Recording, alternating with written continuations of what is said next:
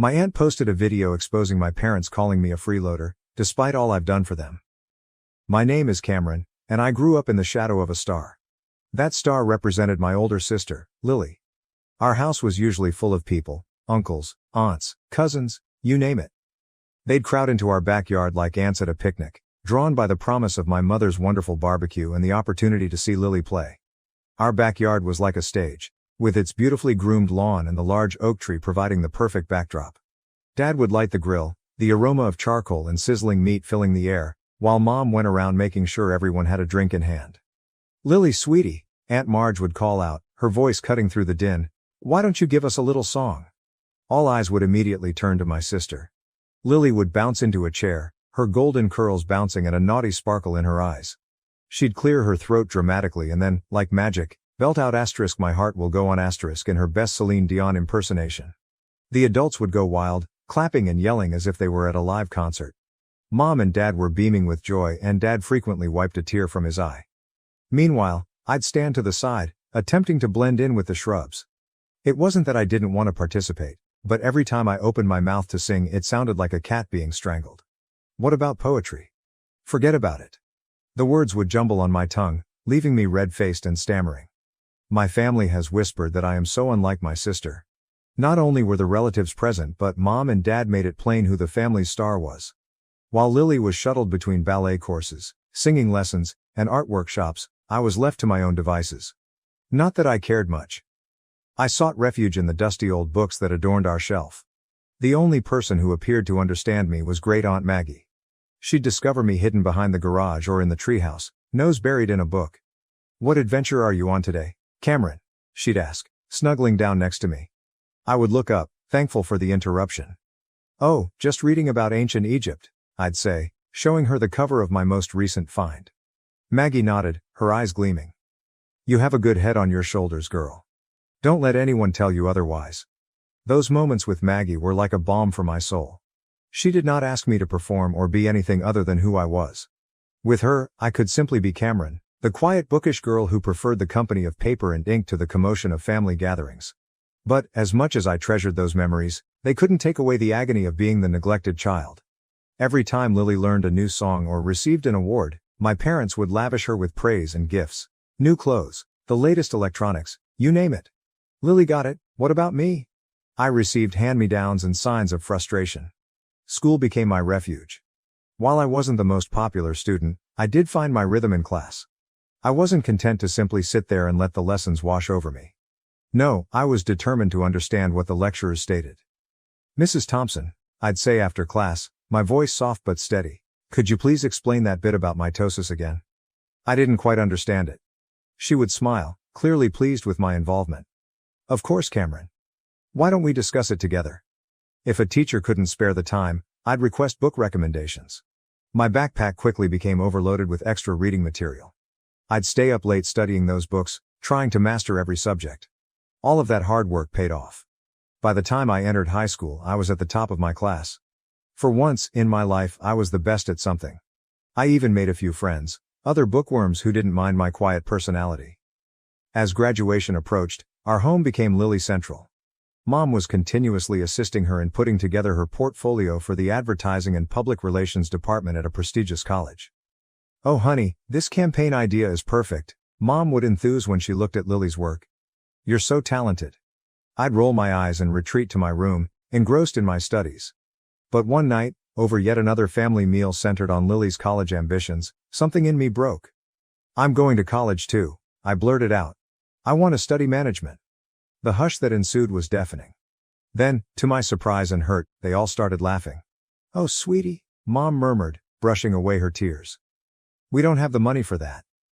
You'll need to acquire a job following graduation. You're simply not as talented as your sister." I felt as though I had been slapped. But I'm the top student in my class," I stammered, angry and embarrassed. "I get straight A's." I raced inside my room and returned with my report card, slamming it on the table.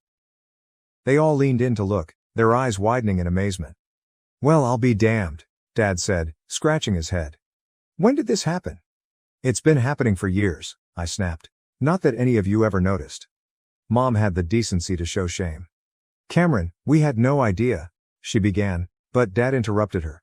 Look, that doesn't do anything. We spent all of our savings on Lily's education. There is nothing left for you, Cameron. I'm sorry, but that's simply how things are. You'll work at my cousin Frank's restaurant after graduation. I turned and ran, ignoring their calls. I rushed up the stairs to my room, slamming the door so hard that the walls trembled. As I dropped into my bed, sobbing coursing through my body, I felt something inside me tighten. Fine, I thought, stiffening my fists. If they don't help me, I'll find another method. I'll show them all Cameron can do. The following several months were a blur. Lily left for college, accompanied by sad goodbyes and triumphant parental embraces. Meanwhile, I redoubled my efforts in my studies, aiming to graduate at the top of my class. During this period, I found myself spending increasingly more time with Great Aunt Maggie. Her little pleasant abode became my safe haven from the stress at home. One afternoon, while we sipped tea in her bright kitchen, she asked me the question I had been dreading. So Cameron, she asked, her sympathetic eyes fixated on my, what are your plans after graduation? I looked into my teacup, fighting back tears. I'm not sure, Aunt Maggie.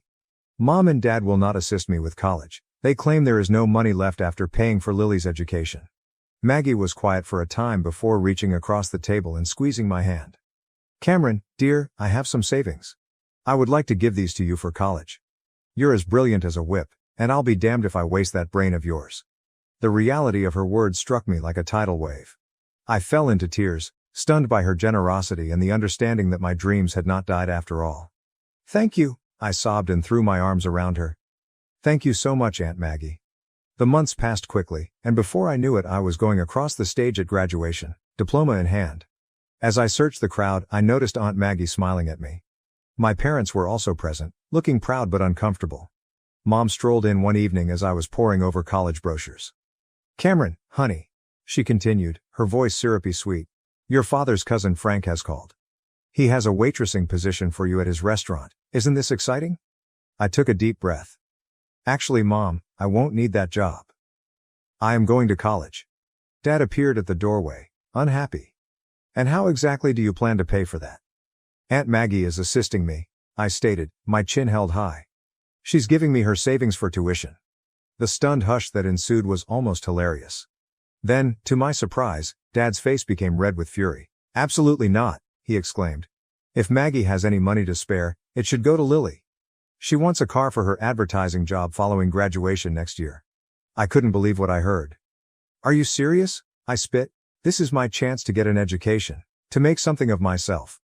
Don't be selfish, Cameron, Mom interjected. Your sister needs that money more than you do. No, I replied, my voice shaky but firm. This is my money now, and I'm spending it on education. End of discussion. From then on, living at home became miserable. My parents either ignored me totally or yelled at me for the tiniest things. The tension was suffocating. After a particularly scathing dispute, I called Aunt Maggie in tears and revealed everything. Pack your bags, sweetheart, she stated without hesitation. You're moving in with me. The next day I packed my belongings into a cab and drove away, watching my childhood home shrink in the rearview mirror. As I drove up to Aunt Maggie's house, I felt a weight lift off my shoulders. The summer went by in a blur of preparation, and before I knew it I was walking onto the campus of State University. Thanks to my excellent grades and Aunt Maggie's generosity, I was accepted into the management program of my dreams. My first day of school, I felt like I was flying on air. As I sat in my Introduction to Business course, taking in every word, I couldn't help but think, I did it. I'm actually here. Meanwhile, Lily began her final year at her posh institution. I hadn't heard much from her or my parents since I moved out, but I tried not to be concerned. I was too busy enjoying my newfound independence and the exhilaration of college life. However, around a month into the semester, Aunt Maggie phoned me. Cameron, dear, she started tentatively. I think you should sit down for this. My pulse raced as she told me about the family drama I had missed. Lily apparently showed up at home unexpectedly, expressing her decision to drop out of college. What's the reason? She was pregnant. Aunt Maggie claimed Lily had been cavalier about the whole situation. Oh, don't worry, she'd said, tossing her hair. The baby's father is wealthy. We'll get married soon. But the narrative did not stop there. It came out that Lily's boyfriend was not as serious as she imagined. When he discovered she'd also been sleeping with his pal, all hell broke loose. They didn't even know who the father was. Aunt Maggie sighed. I sat there, Phone pressed against my ear, trying to digest everything. Part of me felt a sick sense of satisfaction. Asterisk, the golden child had fallen from her pedestal. But ultimately, I was sad for Lily and the mess she had gotten herself into. The saga continued for several months. Aunt Maggie kept me informed of all the gossip from the family parties I no longer attended. When Lily's kid was born, a DNA test proved that her boyfriend was the father. But instead of the fairy tale wedding Lily had hoped for, he just agreed to pay child support. The ultimate blow came when Lily, desperate for employment, accepted a position as a server at Uncle Frank's restaurant, the same job my parents had tried to force on me. As I hung up the phone, I experienced a flurry of emotions. A small, petty part of me wanted to brag, to rub my accomplishment in my family's faces. But ultimately, I felt deeply grateful for where I was and how far I'd come. 4 years passed in a flurry of lectures, tests and late-night study sessions. Before I knew it, I was walking across the stage at graduation, clutching my hard-earned management degree. As I searched the crowd, I noticed Aunt Maggie smiling at me, tears of pride in her eyes. My outstanding grades and glowing references from my instructors helped me obtain a job as a manager at the Gilded Fork, one of the city's most prominent restaurants. The compensation exceeded my expectations, and for the first time in my life, I felt truly accomplished. I knew what I wanted to accomplish after receiving my first paycheck. I marched into the electronics store and purchased the most recent smartphone for Aunt Maggie. Her face brightened up as I showed it to her. "Oh, Cameron," she said, turning the sleek device over in her hands. "This is too much." I grinned and pulled out my own phone. "Not at all. Now let me show you how to utilize it." I spent the following 3 weeks teaching Aunt Maggie the ins and outs of social media. She took to it like a duck to water, particularly enjoying Facebook's video feature. Her page quickly filled up with videos of her garden, cat, and the fabled apple pie in various stages of preparation. During my lunch breaks, I'd view her videos and give comments and likes. It was our method of remaining in touch, even when work kept me busy. My phone buzzed one day when I was getting ready for the dinner rush. I looked at it, astonished to find my mother's name on the screen. We hadn't spoken for years. "Cameron," she said hesitantly. "We were hoping you might come over to talk." After a lengthy delay, I consented. That Sunday, I was standing on the porch of my boyhood house, my hand hanging over the doorbell. Before I could press it, the door opened. "Cameron!" My mother drew me into a close hug. "Oh, sweetie, it's so good to see you." Inside, I found my father, Lily, and a toddler who I assumed was my niece. The atmosphere was tense, but not aggressive, as I had imagined. "You look good, kiddo," Dad observed, his tone stern yet loving. "We hear you're doing well for yourself." I nodded, being apprehensive. "I am. I currently work as a manager at the Gilded Fork." Their eyes opened at the restaurant's name. Mother cleared her throat. "That's amazing, sweetie. Actually, that is one of the reasons we wanted to speak with you." Over the next hour, they apologized for how they had treated me, confessing their mistake in dismissing my potential. Then came the true reason for the gathering.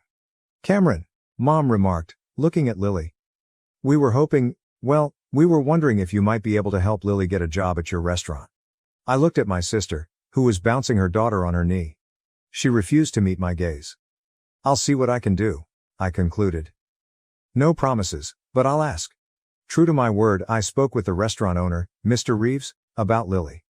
To my astonishment, he agreed to give her a chance as administrator. Lily began the following week. I watched her intently, half expecting her to fail or make trouble, but to my surprise, she excelled.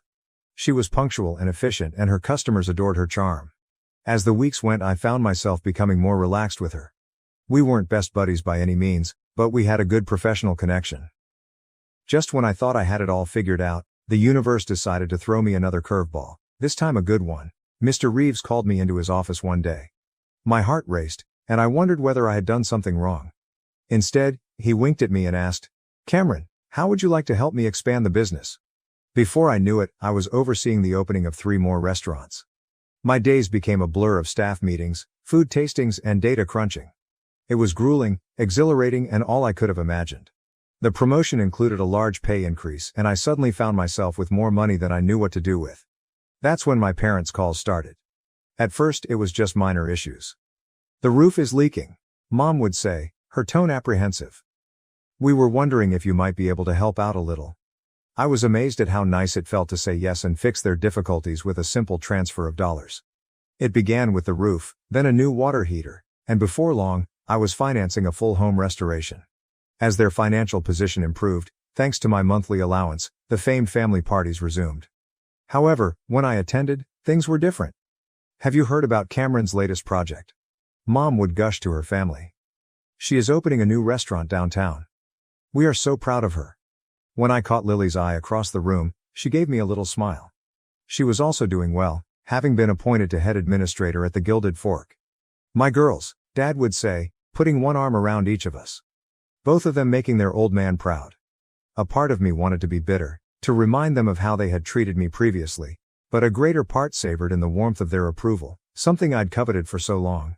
As I drove home that night, I felt a wave of contentment rush over me. After all these years, I finally got everything I'd always wanted. Professional achievement and the love and appreciation of my family. I was the golden kid now, but more importantly, I was my own woman, able to stand on my own 2 feet.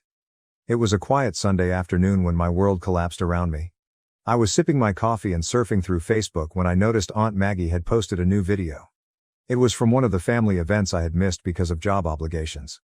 I smiled and clicked play, expecting to witness the usual scenes of laughter and merriment. What I saw instead caused my blood to run cold. My parents appeared in full color, their cheeks flushed with drink and self-righteousness. Mom was gesticulating madly, her voice slurred yet clear. "And Cameron, that ungrateful little freeloader," she said. "She rarely provides us anything. We're not made of money, you understand?" Dad joined in, his cheeks flushed. "That's correct. We're doing okay, thanks to Lily. She's the one who keeps that pricey restaurant going. Cameron only rides on her coattails."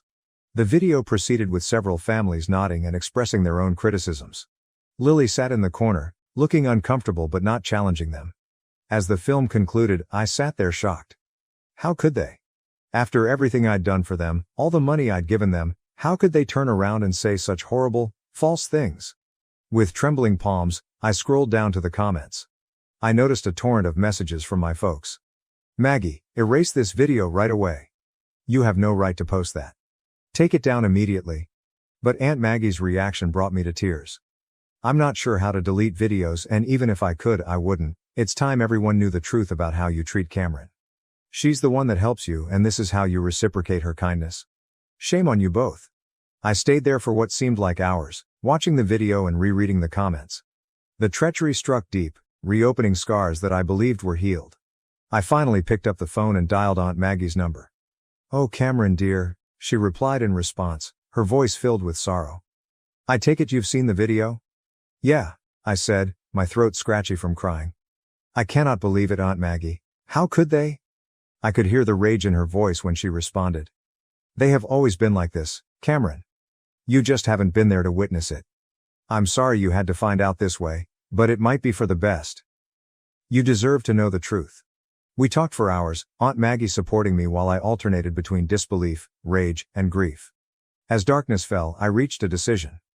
"I'm cutting them off," I told Aunt Maggie, my voice steady despite my sadness. "There's no more money. There is no more aid.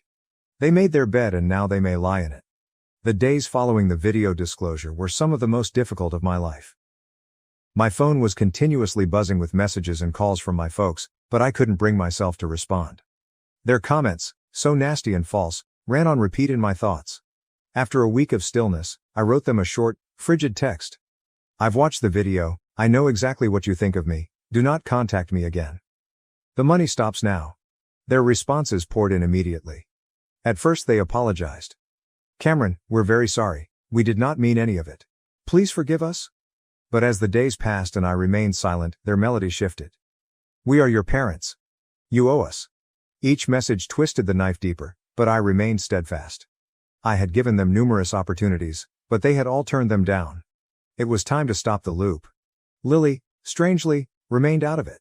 At work, she was the epitome of efficiency and professionalism. If she felt any anger at losing our parents' financial assistance, she didn't show it. Our interactions were pleasant but distant. "I'm not taking sides," she told me one day, following a staff meeting. "It's between you and them." I nodded, respecting her impartiality, even if a part of me wished she would advocate for me. But I understood, she needed to focus about her own child right now. As the weeks progressed to months, I found myself relying greatly on Aunt Maggie. Our Sunday video conversations were the highlight of my week. She'd regale me with stories from her garden or her most recent baking escapade, delivering a much-needed dose of normalcy in the midst of my chaotic life. "You're doing the right thing, Cameron," she'd tell me when I had reservations. "Don't let them manipulate you anymore." To my astonishment, more relatives began to approach out. Cousin Sarah, who had always been nice to me at family occasions, wrote me a meaningful email. "I watched the video. Cameron, I want you to know that I believe you're fantastic. What you've accomplished, how you've assisted everyone, you're an inspiration. Do not let anyone tell you otherwise. Uncle Bob, Dad's brother, called me unexpectedly. Kid, I've watched you grow into this beautiful woman. Your parents are fools if they don't recognize how unique you are. Keep in mind that you have relatives on your side." These words of encouragement were like balm to my broken heart. I understood that, while I had lost my parents, I had gained a family that valued me for who I was. As the year came to a close, Mr. Reeves invited me into his office. I went in anxious, wondering if the family stress had influenced my professional performance. Instead, he smiled warmly and announced, "Cameron, I am retiring next year. I want you to take over as CEO of the restaurant group." I stood there, stunned into silence. Finally, I stammered out, "Are you sure?" He nodded, his eyes sparkling. "I have never been more certain about anything in my life. You've earned it, Cameron. You are the reason this firm has thrived. It's time you took control." As I exited his office, my mind racing with possibilities, I realized something profound. The little girl who had been overlooked and undervalued had grown into a lady who had exceeded everyone's expectations, even her own. My parents and golden child sister ditched me on my 15th birthday, so I threw a fake party with their work friends and exposed the truth.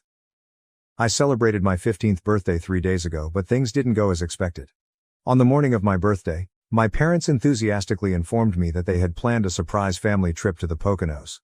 I was ecstatic since, as the less important younger sibling, I rarely get surprises like this. I was quite happy.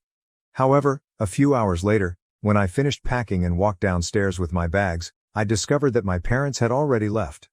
Only my older sister, Alex, 17F, the golden child, was there for me. She smiled, so I knew something was wrong. When I questioned what was going on, she said I didn't need to pack my things and could go back upstairs to unpack. I assumed the trip had been canceled, but she informed me that there would be no family vacation for me and handed me a sheet of paper with a list of responsibilities. I was perplexed until she stated that my parents and she had agreed that, despite the fact that they had surprised me with the vacation that morning, they had a debate, and Alex believed it would be best for me to stay home and study because our finals were approaching. She, of course, got to leave because she had completed her assignments. If I became bored, I could do household tasks. Then she chuckled and said I should thank her for giving me time to study rather than spending it with our family. I was so wounded that all I could do was inquire where our parents were. Alex informed me that she had already dispatched them to the airport and had stayed behind to tell me in person as a birthday gift to me. She explained that my parents couldn't bring themselves to break my heart, so they let Alex give the news, which she obviously loved. I knew she enjoyed embarrassing me. I returned upstairs with my things, resisting the impulse to cry in front of her. After hearing the front door close, I broke down and cried for an hour. Alex had always despised me and I knew my parents would always support her. But I never expected them to be so harsh, particularly on my birthday. After I cooled down, I became enraged. I had texted my pals earlier, explaining that I couldn't hang out due to the trip and now I was trapped at home alone. So I decided to get revenge at my folks and Alex. I went to my father's office and used his MacBook to discover essential contacts. I called everyone and invited them to a surprise anniversary party for my parents that evening. Because I was only a child, the majority of them agreed to attend, thinking it was charming. I did the same for my mother's contacts, and because neither of them had password-protected devices, it was simple. Then I decided to text Alex's boyfriend on Instagram, inviting him to the party that evening. I also invited my own friends and had them help me decorate the house to make it look like a party. Around 7 p.m., the visitors I had invited began to arrive, but they were surprised to see that my parents were not present. I kept telling them it was a surprise and they'd find out what was going on later. After all of the guests had come and we had taken a group shot, I decided to carry out my plan. I informed the guests where my parents were and how they treated me. I explained how my parents always did everything Alex said and how I was treated like Cinderella. I had never discussed any of this before that day. I told how my parents had abandoned me on my birthday, without even trying to explain in person, since Alex thought it was the appropriate thing to do. Many people were startled because my parents presented themselves as lovely and decent. However, respectable people do not do this to their children. After I completed telling my narrative, I explained that this was exactly why I organized the party, to expose my parents and sister. Finally, I showed them the chore list Alex had left for me. I could see Alex's boyfriend standing in the corner, stunned, because he had no realized Alex had such a vicious side. Everyone was silent following my remarks. People eventually began to leave, some without saying anything, while others approached me to console me before leaving. The only thing I felt guilty about was wasting their time, but I was not too concerned. After everyone left, I texted the group photo to my parents and Alex with the following caption: "Had some people over for my birthday party today. I believe I'll start with the list Alex left me." It was a fantastic strategy. My parents reacted quickly after I sent the message, insisting that I solve everything right away and informing me that they would be returning on the next aircraft. I blocked them all and went to my closest friend Fiona's house with my belongings, knowing that my home was no longer mine. Fiona and her parents were lovely people who always said their doors were open. So I decided to take them up on their offer. I had no idea how long they could sustain me, but I was pleased they opened their home so generously. On my birthday, I did not hear from my parents. But the next day, they went to Fiona's place. Nobody was shocked that I had decided to stay with Fiona, as we had been best friends since childhood.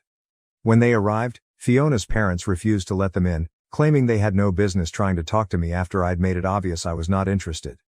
However, my parents began to threaten legal action against Fiona's parents. I was afraid, so I told them to invite my folks in and I'd be ready to chat. My folks were infuriated. They said I had no right to contact their business associates because their reputation was already tarnished. None of their co-workers or associates were ready to speak with them anymore, and some had even blocked my mother and father. They blamed me for this, which was understandable given that I planned the entire operation. I informed them that if they had been kind and not insulted me on my birthday, I would not have done this. I ended up yelling at them for always treating me worse than Alex, saying to them they had ruined my life and that I would never forgive them. Things became quite hot, and we were all yelling at each other so fiercely that Fiona's parents had to intercede. Fiona had to take me out of the room to help me calm down. When I finally calmed down, her parents approached me and told me that my parents had departed. They also told me that my parents would not be able to speak with me until I was ready to face them. Then Fiona's parents advised me to pursue legal action, such as emancipation, because it had become evident that my parents couldn't care less about me. They felt it was time I cut them out of my life for good. After discussing this with Fiona's parents, I decided to consult a lawyer, and we are currently considering emancipation. I'm still perplexed because this is a big decision, and I don't want to regret it in the future. However, at the current rate, I doubt I will. Yesterday, my parents contacted me again about my choice. Last evening, I received an email from my parents, which I recognized based on the address. I tried hard not to open it, but curiosity got the best of me and I read it. They began by saying that the reason they surprised me with the vacation was that one of my father's clients had opened a new spa and resort in the Poconos, which was a bonus for my father. He had chosen to seize the opportunity around the same time as my birthday. However, when Alex mentioned my exams, they didn't want my grades to suffer simply because I went on vacation with them. They couldn't believe I had misinterpreted the situation and attempted to get revenge on them for it. They stated it made them feel like they had failed to raise me properly. According to them, Alex was simply attempting to be a nice, caring big sister, and there was no reason for me to overreact. It was all rubbish, and I was quite irritated. I almost gave up reading halfway through, but the second portion was about how furious they were that I had included others in our family drama and aired our dirty laundry in public. They stated that they never expected or wanted this to happen. They said that if I had just spoken to them directly about my concerns, they might have been able to resolve them. Instead, I took such harsh measures. They conceded that Alex's list of responsibilities was excessive, but they stated I should have called and questioned them about it. They said that if they had known I felt excluded, they would have returned right away. They insisted that the manner I handled the matter was unexpected, and they felt awful about it. They said that it was an unfortunate mistake that had been blown out of control. They want me to talk to them and work things out, but I'm not sure what I want to do. I have extremely mixed thoughts about this. Please help me. Am I the jerk for holding a party and exposing my parents to their co-workers and business associates after they ignored me while on vacation? Update 1. Okay, so most of you believe that what I did was perfectly acceptable and that they deserved it, therefore I have nothing to apologize for. I've decided not to apologize. I disabled the email address they used to contact me, so they couldn't reach me again. I know they may build a new one and try to contact me, but I'll just continue to block them. I've decided that regardless of what they say, I will not answer or even read it. It's simply not worth it, it will only exacerbate my problems. As for emancipation, I've chosen to go for it. It's a big deal, and I know I'm still young, but Fiona and her parents have guaranteed me that they'll be by my side no matter what happens. They even offered to formally adopt me if it would make me feel more comfortable, which it could, but I haven't considered it yet. We're now simply working on emancipation, and the paperwork is being completed as we speak. I'm not sure how my parents will respond, because when they wrote me the email, I could tell they were unhappy that I'd chosen to live with Fiona and her parents. This makes little sense to me because, based on how I've been treated throughout my life, it's clear that they don't want me around as much as they want Alex. That is evident to me, but they are still attempting to reach out, which is perplexing. I have a feeling they only want me back to improve their reputation and image, nothing else. Right now all I can do is wait for them to receive the emancipation paperwork and see how they respond. It's been a few days since my post, and they haven't contacted me again after that email, so I'm not sure how they're feeling right now. I know things can't be going well for them because many people attended the party, and I've heard from others that Alex and her boyfriend split up. No one knows why, but me. Update 2. My parents received the documentation for my formal emancipation a few days ago, and they were not pleased, which surprised me. They phoned Fiona's parents, and there was a heated argument. Apparently, my parents assumed Fiona's family had set me up and were controlling me, believing I wasn't acting on my own free will. This didn't make sense to me. Do they know how terribly they've treated me in the past? Of course, I am doing this on my own accord. I had anticipated this type of reaction following my previous post, as many of you pointed out that they merely wanted me back to maintain their image as a happy family. They probably assumed everything I said during the party was simply me being bratty. When I didn't return to them, it enraged them because I was finally standing up for myself, and they couldn't take it. Unfortunately, this is already happening. They can call Fiona's parents whatever they want, but it won't change the fact that they deserve it, and they no longer deserve to be my parents. Fiona told me that my parents called her parents every term in the book and threatened to take them to court, stating they had no right to subject me to this. They also threatened to injure them, which is ridiculous because it is prohibited and will just make them appear worse. The way they spoke to Fiona's parents only confirmed what I already knew. They don't want me back out of love, but rather to improve their image. Fiona's parents were accused of attempting to destroy my parents' reputation by portraying themselves as saviors and revealing to the world that I had been abused. My parents vowed that they would not let that happen. They complained about how I was an entitled brat and that by supporting me, Fiona's parents were demonstrating that they were unsuitable to be parents themselves. If my parents truly loved me as a daughter, they would be more concerned about my well-being and would make an effort to communicate with me directly. Instead, they're shrieking at Fiona's parents, saying that they're trying to ruin their reputation. The thought that Fiona's parents would wish to ruin my parents is absurd. They only know each other through Fiona and me, so they have no motivation to compete. Furthermore, there's no comparison. Fiona's parents are far more prosperous, caring and sympathetic. My parents are so anxious about their image that they believe Fiona's parents are like them, incapable of actually caring for me and simply out to pull them down. I urgently want to inform my parents that Fiona's family isn't just pretending to be my saviors, they actually are. I needed to be saved from my parents. And if they had just realized it in the first place, they would have apologized for what they had done rather than attempting to create even more drama. But Fiona and her parents have given me specific instructions not to contact them, no matter how tempted I am, since it isn't worth it. I know they received the phone call from my parents a few days ago, and after arguing with them over the phone and giving me only the information they believed was vital for me to know, they informed me that they had recorded the call. My parents were extremely ignorant since this tape may be used as proof of why I deserve to be freed from them. They also asked me to consider whether I wanted them to legally adopt me or not. I ended up saying yes because I truly like them. And I know it will irritate my parents even more, but that isn't the major reason. It's largely because I believe they are really kind-hearted and great people, and having Fiona as my sister will be a bonus. So I'm totally in. They informed me that they will speak with the lawyer again to begin the paperwork for that as well, as it may help with my emancipation case, knowing that I have better people to depend on and live with. To be honest, this is only getting better, and I am very grateful to them. Update 3. Hello, something terrible occurred today. Long story short, Alex beat the snot out of me after school. My last class, English, was conducted in the east wing of the school, and as I was leaving, she and a group of her pals literally cornered me. Unfortunately, I am always the last person to leave class since I am slow at gathering my belongings, and by the time I exited, most of the students had already left. When I saw Alex and her pals standing outside, I was a little afraid, but I didn't show it because it would only help them win. As I was about to leave the classroom, they came all up in my face and told me I couldn't leave. They forced everyone else in the class to leave and informed me that they needed to settle some scores with me. I tried to remain calm and level-headed so that my worry did not show, but they did not appear to care. Alex grabbed my arm and walked me outside while I begged at her to let me go, but everyone else was so noisy that I couldn't be heard. Then they carried me to the janitor's closet and forced me inside. I kept knocking on the door, but they stood outside, and even if someone heard me, they wouldn't dare to intervene because Alex and her pals are seniors with a bad reputation.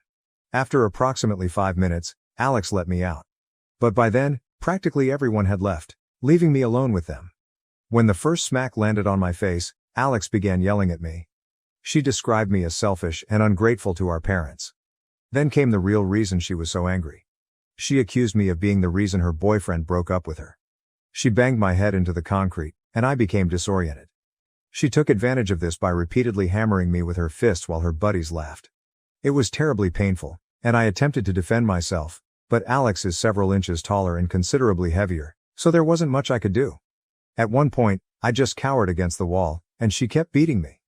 When she was finished, she kicked me one more time before leaving with her buddies while I wailed against the wall. About 15 minutes later, Fiona discovered me sitting on the floor, crying profusely. When I informed her what had happened, she helped me get up, and instead of walking home, we grabbed a cab because I was in no shape to walk. When we came home we told her parents everything and they looked glum. They quickly contacted the school, followed by the police. It's barely been an hour and they've spent the entire time on the phone, but Fiona is taking care of me. I'm fairly bruised up, the bruises are just beginning to show and everything hurts. But I know Alex will receive her karma for this and it will come soon. Update 4. Hello, I have a lot of things to say, but I will try to make it short and sweet. Alex banged me up last week, but happily, the school stood up for me. They shared security footage from that part of the building with the police, making it simple to charge her with a misdemeanor. She received community work to compensate for it, but the best part was that she was suspended for the following 6 weeks. That means she won't be able to attend prom, which she was really looking forward to. She will also be seated separately for her finals, rather than with the rest of her class, which means she will be unable to scam her way out of them. I believe it is well deserved, and I felt vindicated when Fiona informed me about it all. Another wonderful thing that happened was that, following the disaster with Alex, my parents chose to relinquish their rights to me. That's correct, they have terminated their parental rights, and the paperwork has been signed. So I'm finally free, and Fiona's parents are about to legally adopt me. I'm really grateful to them for it. My parents told me that after everything that had happened, they no longer wanted me in their family. I know they'll attempt to make it appear that I'm at fault, but I don't think anyone will believe them. It makes no difference to me if they give it their all. To be honest, I am finally part of a happy family. I can assure you that my new sister and parents will be considerably superior to those I had previously. I can't believe it's finally working out for me. This is possibly the happiest I have felt in a long time. I even forgot about my upcoming finals, but Fiona and I are going to crack on and show everyone what I'm made of. Parents ignored my milestones for my brother's events, so I didn't tell them about my wedding. Now they're publicly shamed and facing divorce. My younger brother is Mike, 21M. 27F, always grumbling and expecting others to meet him. He is the definition of a man-child and a mama's boy.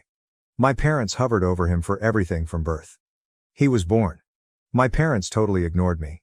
He has no special needs or a difficult birth. Particularly, my mother, 50F, transformed from a loving mother to one of those boy moms people ridicule on the internet. Though he still loved and supported me, my father, 50M, has always been too cowardly to challenge my mother and let me prevail, at least once.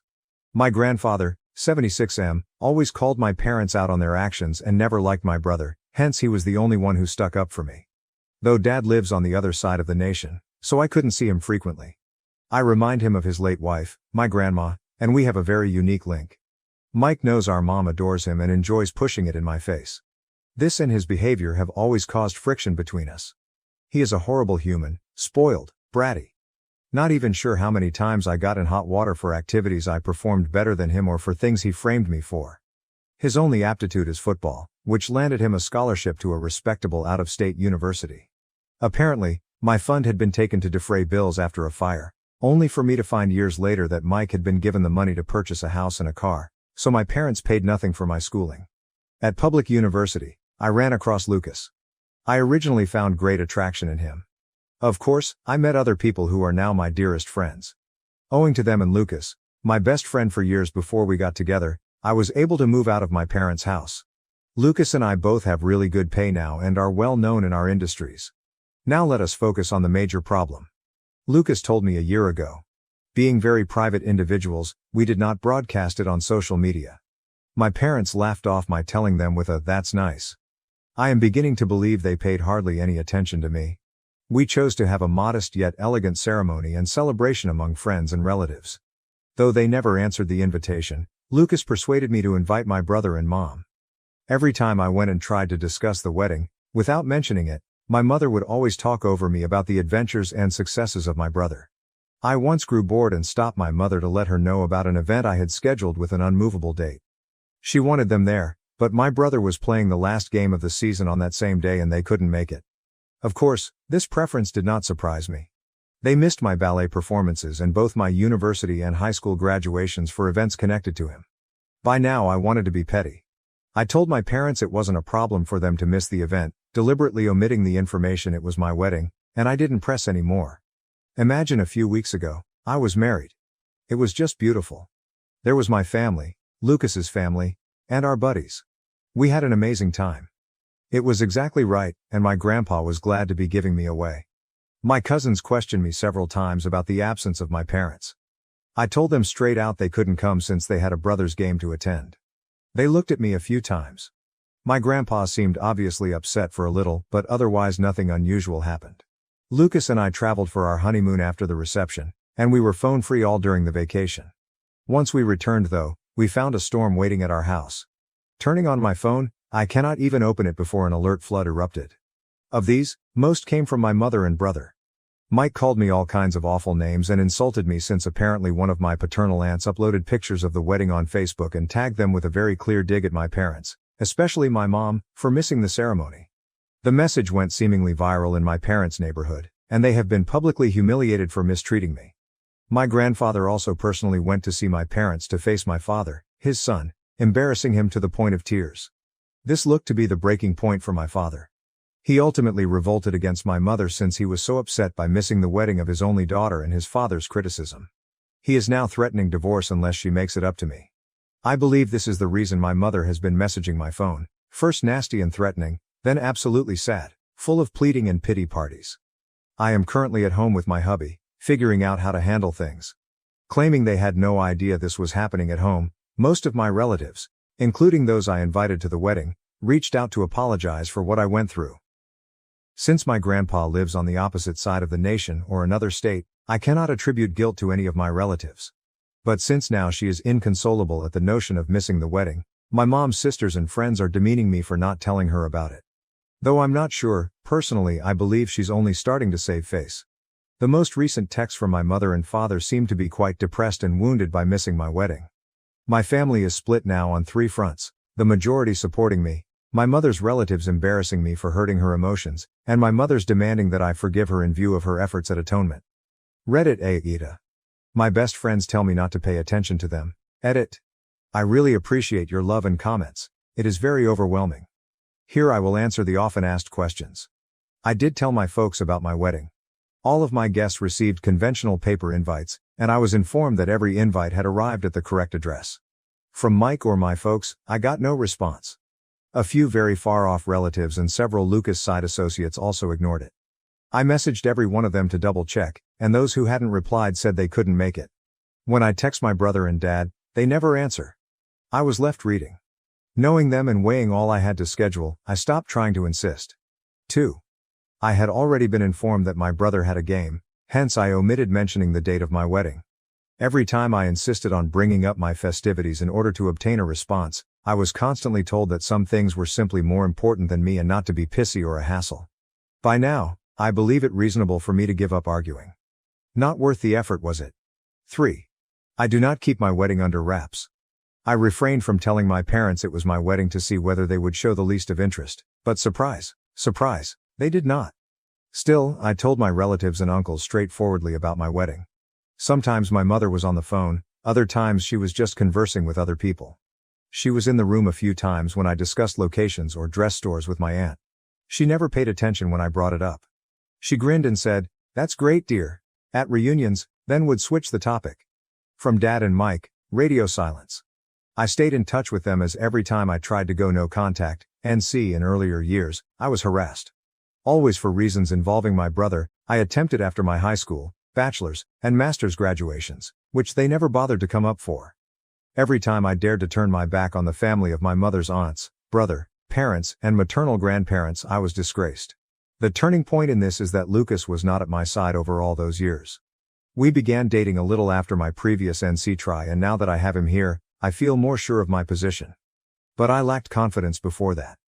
As I said earlier, my paternal side lives on the other side of the nation and was not aware of how my parents handled me. Once when I was 14, I did try to show my parents. They pretended to be sorry as my aunts, uncles, and grandpa chastised them. But once we arrived home, I was subjected to gaslighting and beating for lying.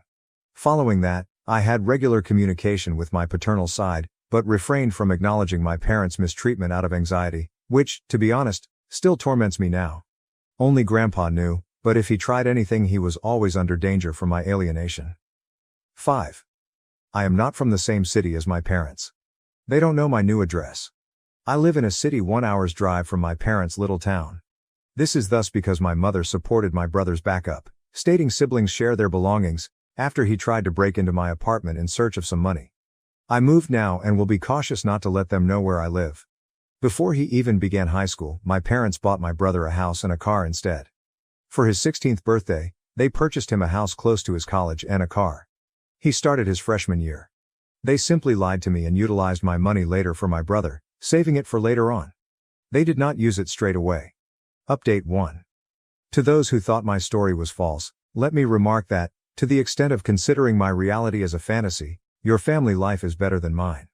However, if you would quit sending DMs and bothering me under the pretext of me fabricating a tale, it would be much appreciated. I was overwhelmed and bawling my eyes out from the abuse of my family, thus I overlooked a few specifics in the original message. Although you are not compelled to believe my account or follow it, I would like the least degree of politeness maintained. Before delving into the update, let me also clarify a few points. 1.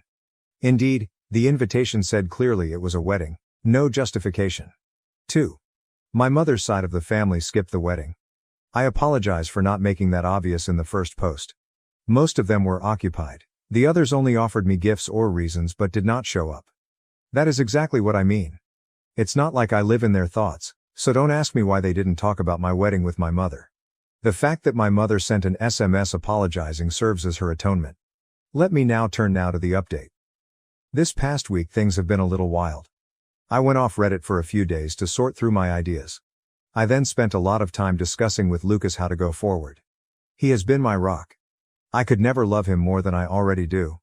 Though my parents were always a forbidden subject, he gave me a hard reality check I really needed. We came to the conclusion that my constant contact, sticking around, and inability to go NC is not healthy. I now see that my lack of complete participation in NC stemmed from deep down, even now merely wanting their approval. Pathetic, I know, but it feels like a drug being with my folks. Until they are not, they can be loving, humorous, sympathetic and warm. Their small love makes you want more and drives you to ruin yourself in great need of their praise. That is sufficient though. I told myself that things will evolve. After some contemplation, I decided to start therapy and to avoid all people who raised concerns about this matter for good this time. After spending a day thinking about how I felt, I messaged my father to let him know I would meet Mom, Dad and Mike in a neutral area the next day should he want to discuss. He answered instantly and agreed. We convened at the park and for damage control my father's sisters and brother joined us. Looking troubled, as if he had been crying for some time, was my father. Though my mother looked the same, I believe it was more out of shame and resentment. My brother gave an irritated glance. I informed the three of them how their behavior and inclination for my brother constantly upset me and how their violent behavior made me realize I wanted no more interaction with any of them. Following that conference, my mother attempted to cut me off several times. But my aunt, the Facebook post author, shut her off every single time. They didn't know what to reply when I questioned them why they treated me this manner. My uncle chastised my father for his continuing tears and apologies without response. Though in the end she merely declared she simply hated me, plain and simple, My mother seemed as if she was asking herself that for the first time. Regarding my brother, he merely enjoyed the attention and made me miserable as some sort of sport. I continued to ask questions. They claimed to have never gotten an invite. When I queried why, they never answered it. When I showed them the books, they denied getting them. As it happens, they hadn't actually gotten my wedding invite. They vanished from their residence when it arrived. My brother, who had come visiting for the weekend, was the only one in the house. As many of you would have imagined, he tore up and wrecked the invite. Then he erased the messages when I texted my parents. He said it was easy as they kept my conversation preserved and omitted the notices. My parents thus never received an official invitation at all. I was simply upset. When I questioned Mike about why he would do that, he simply shrugged and said it wasn't as crucial as the other things they had scheduled anyhow. I had to stop Lucas from giving him a facial punch. Oddly enough, my folks were agitated and began chastising him. I have to admit that I was partly happy since he started to have a tantrum and scream crocodile tears. Then my mother said that everything was settled and that there was no need to wrangle over a misinterpretation. She indicated it was time for me to clear their name. That started me, so I stopped her and told her they were not forgiven at all. Mike wrecked the invite, but that did not imply that all their carelessness was immediately annulled. And all that time, I was clearly having a wedding. They ought to have inquired about it. Are you curious about the reaction of my mother? I did hear you talking about a wedding of yours, but I just thought you were being delusional and seeking my attention with exaggerated scenarios, she stated. She was sure Lucas would never marry me and didn't really like me. Do you trust me when I tell you I was ready to trash her face? Another issue surfaced. My brother apparently had hardly any football games to choose from.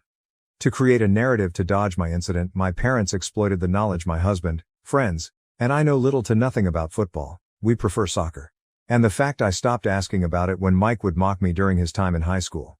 Since Lucas and I are blocked and my brother has private social media, I couldn't verify or refute the existence of a game when I originally posted. I took stupid faith in my parents' words. No though, you're interested in where the man-child disappeared to. Mike wanted to go, hence they visited Disneyland. They covered for my brother's 100th trip using the football narrative. Apparently, they did this several times during the last few months. By then I was really burned out and overwhelmed by the volume of data. My blood boiled and I snapped since I had been misled this terribly. Rising, I informed my father he was a depressed, weak man unable to defend his children until his wife approved of it. I advised my brother he would always live like the parasite he is, baby to the point of uselessness. He is a terrible excuse for a guy who will not achieve anything in life.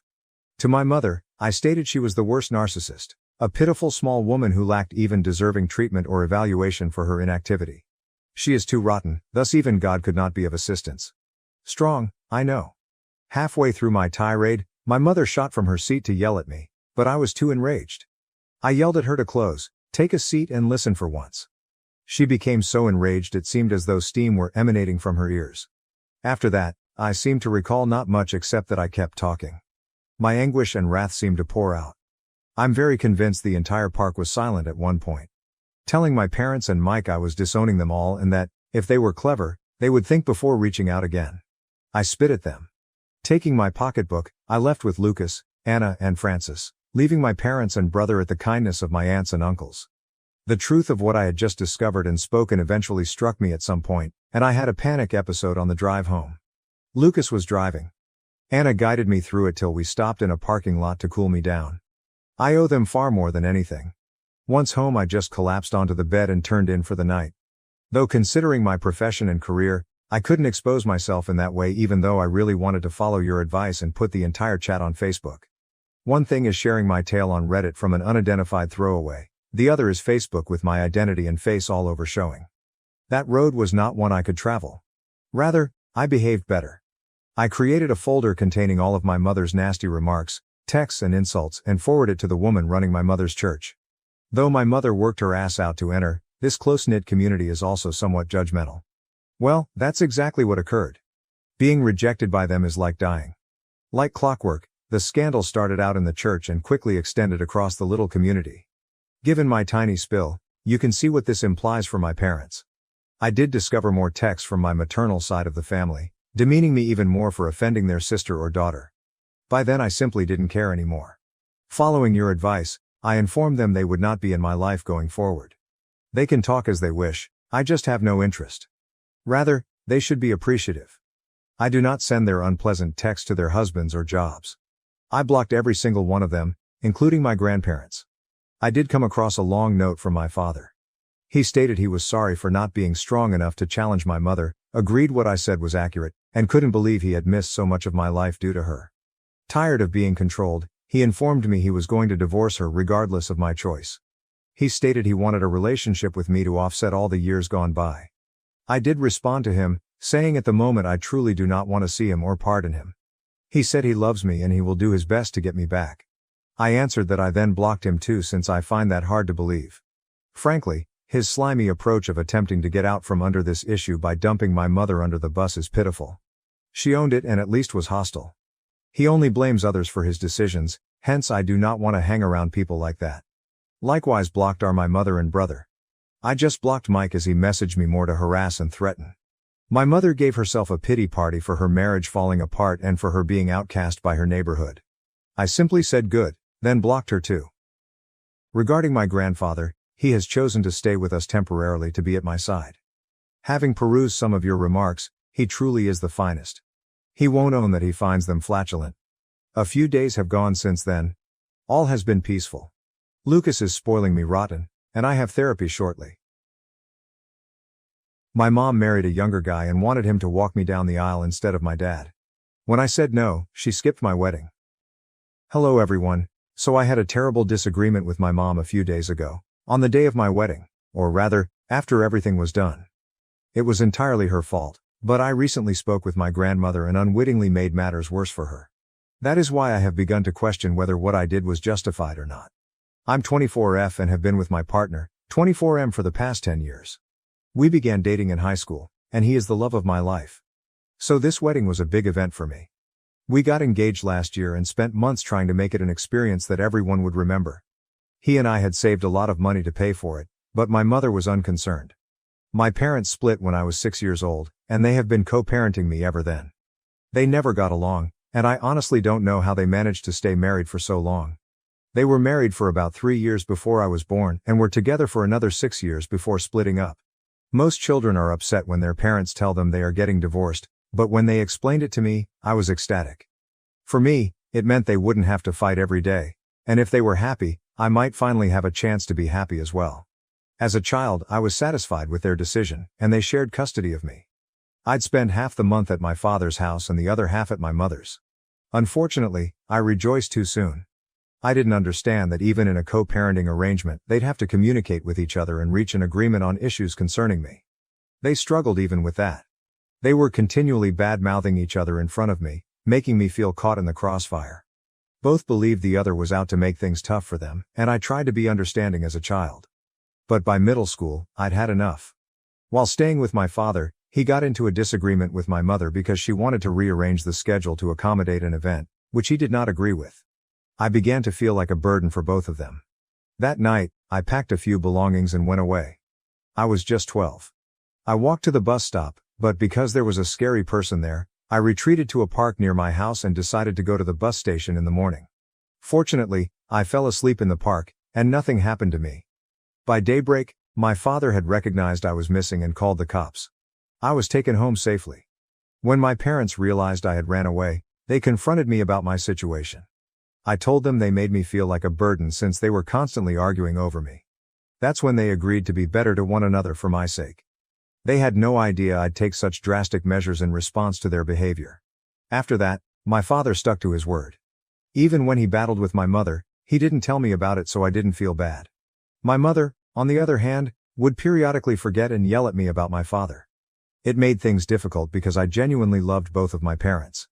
Neither were villains, they simply couldn't get along, making parenting difficult for them. It's difficult to raise a child when you dislike each other, but my father made an effort. My mother, on the other hand, did not take her vow very seriously. Eventually, I became closer to my father. Instead, I would spend time with her when I visited her on her turn to have me, and we would have a good time together. So I didn't love her any less, but I felt closer to my father. After I grew up and departed for college, my father maintained in touch with me more than my mother. So right now, I would certainly declare that I favor my father over my mother. However, I have always treated them with equal love and respect. What happened recently was simply too entitled for me to handle, so I ended up hitting out at her.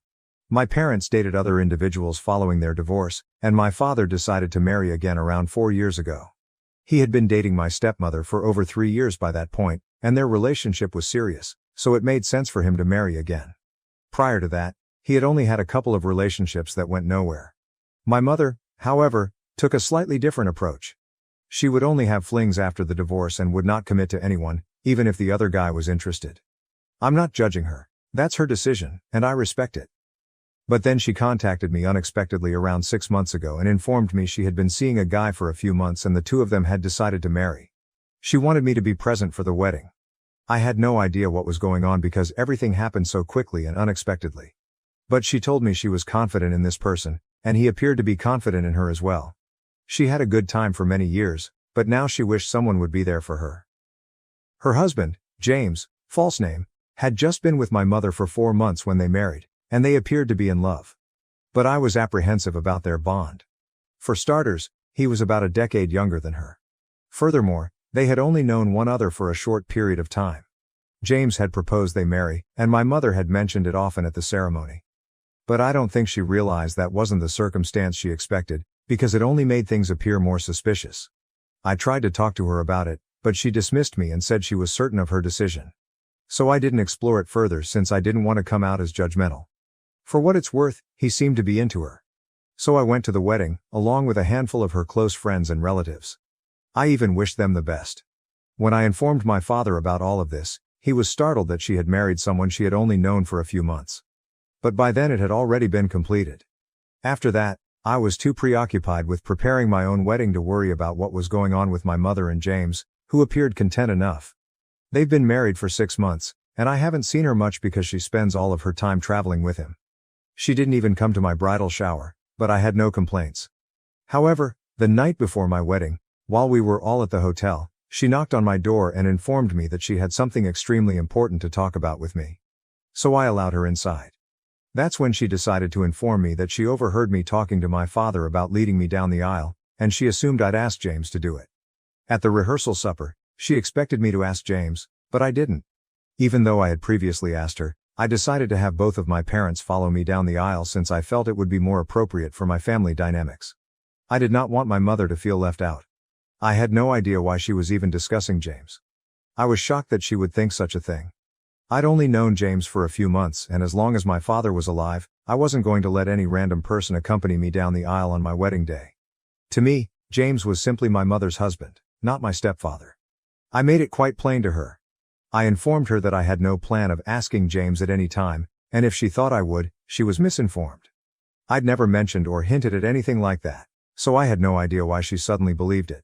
It was just ridiculous.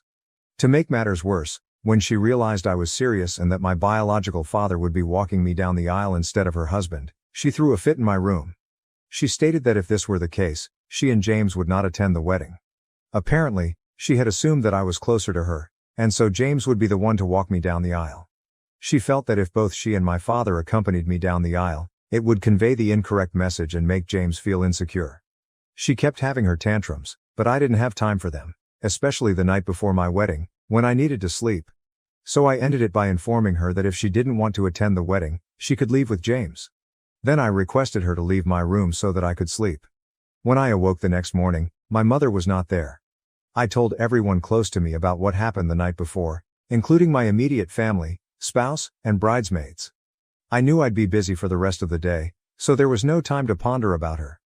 Looking back, I'm grateful for it because it would have probably ruined my mood.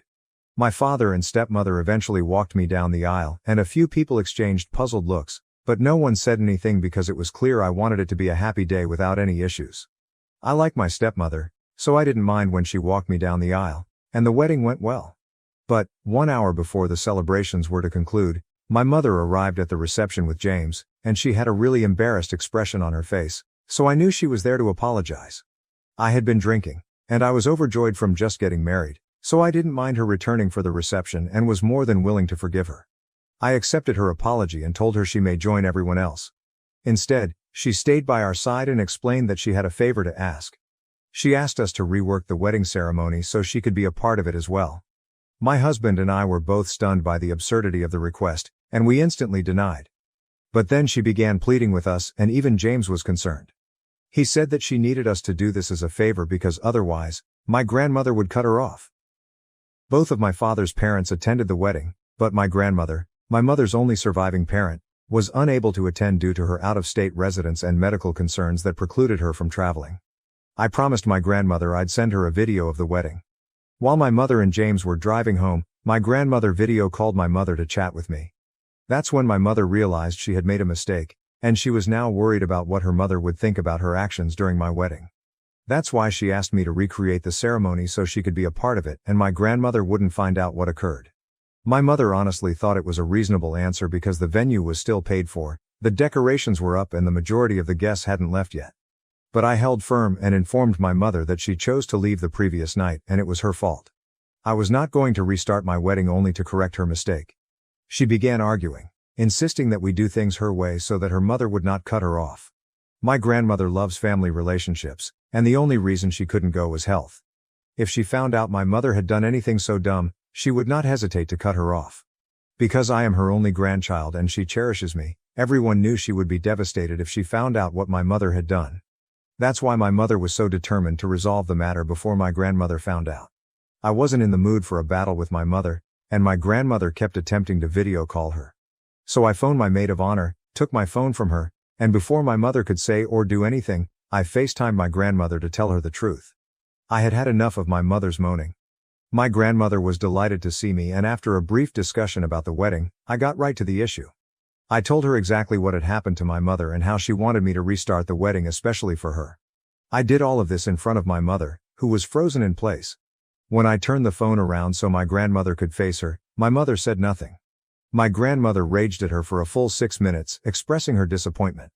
She informed my mother that she did not need to return home for the holidays and did not want to speak with her until I had forgiven her. Only then would she contemplate making amends with my mother again. After my grandmother hung up, my mother and James remained there, speechless. I expected them to have an outburst, but they didn't.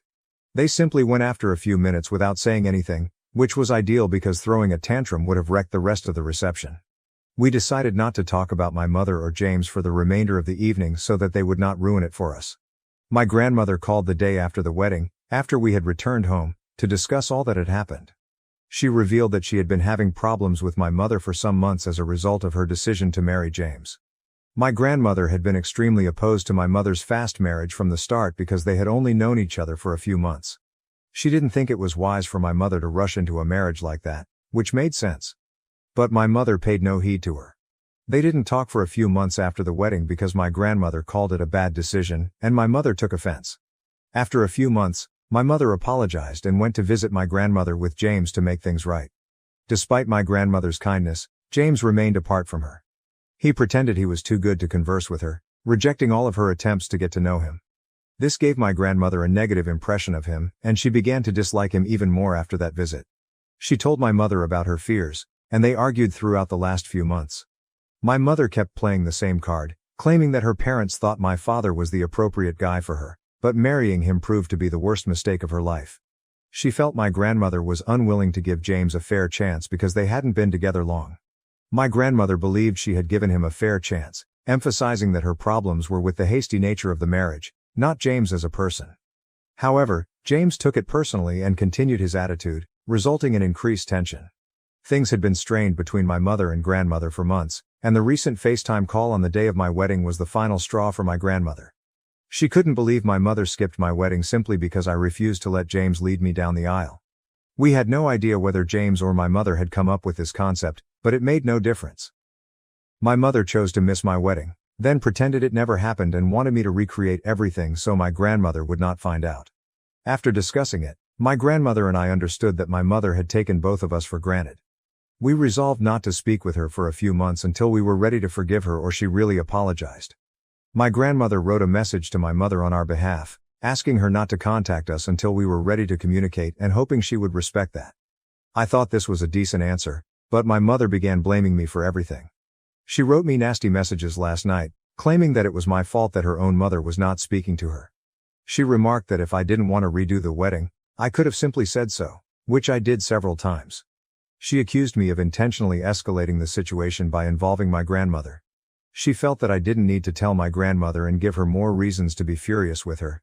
My mother thought I was ganging up on her by recruiting my grandmother, and she thought it was unjust. She did not think I should have dragged my grandmother into our argument.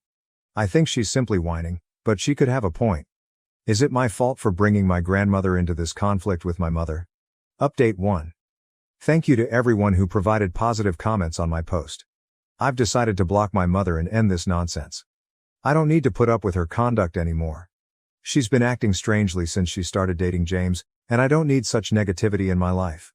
My husband and I are heading to Paris for our honeymoon next week, and I want to enjoy ourselves without worrying about my mother. Blocking her means that I don't hear from her throughout this period. I've always tried to treat Mom with the same love and respect that I've shown my father, but after all of this, I no longer feel bound to do so. My father has always treated me better, so I don't think it's wrong to stop treating her equally. I discussed everything with my grandmother, father, and husband, and they all believe that barring her is the proper decision.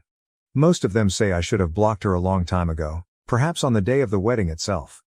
But I delayed because it was difficult for me to let go of the concept of having a nice relationship with my mother. It now has to be completed. I can't let her treat me this way and get away with it, and I'm going to make sure I put my foot down now. Update 2. Hello everyone, well my hubby and I are departing for our honeymoon tomorrow. I must have told it to my mother at some point, as she appeared to remember.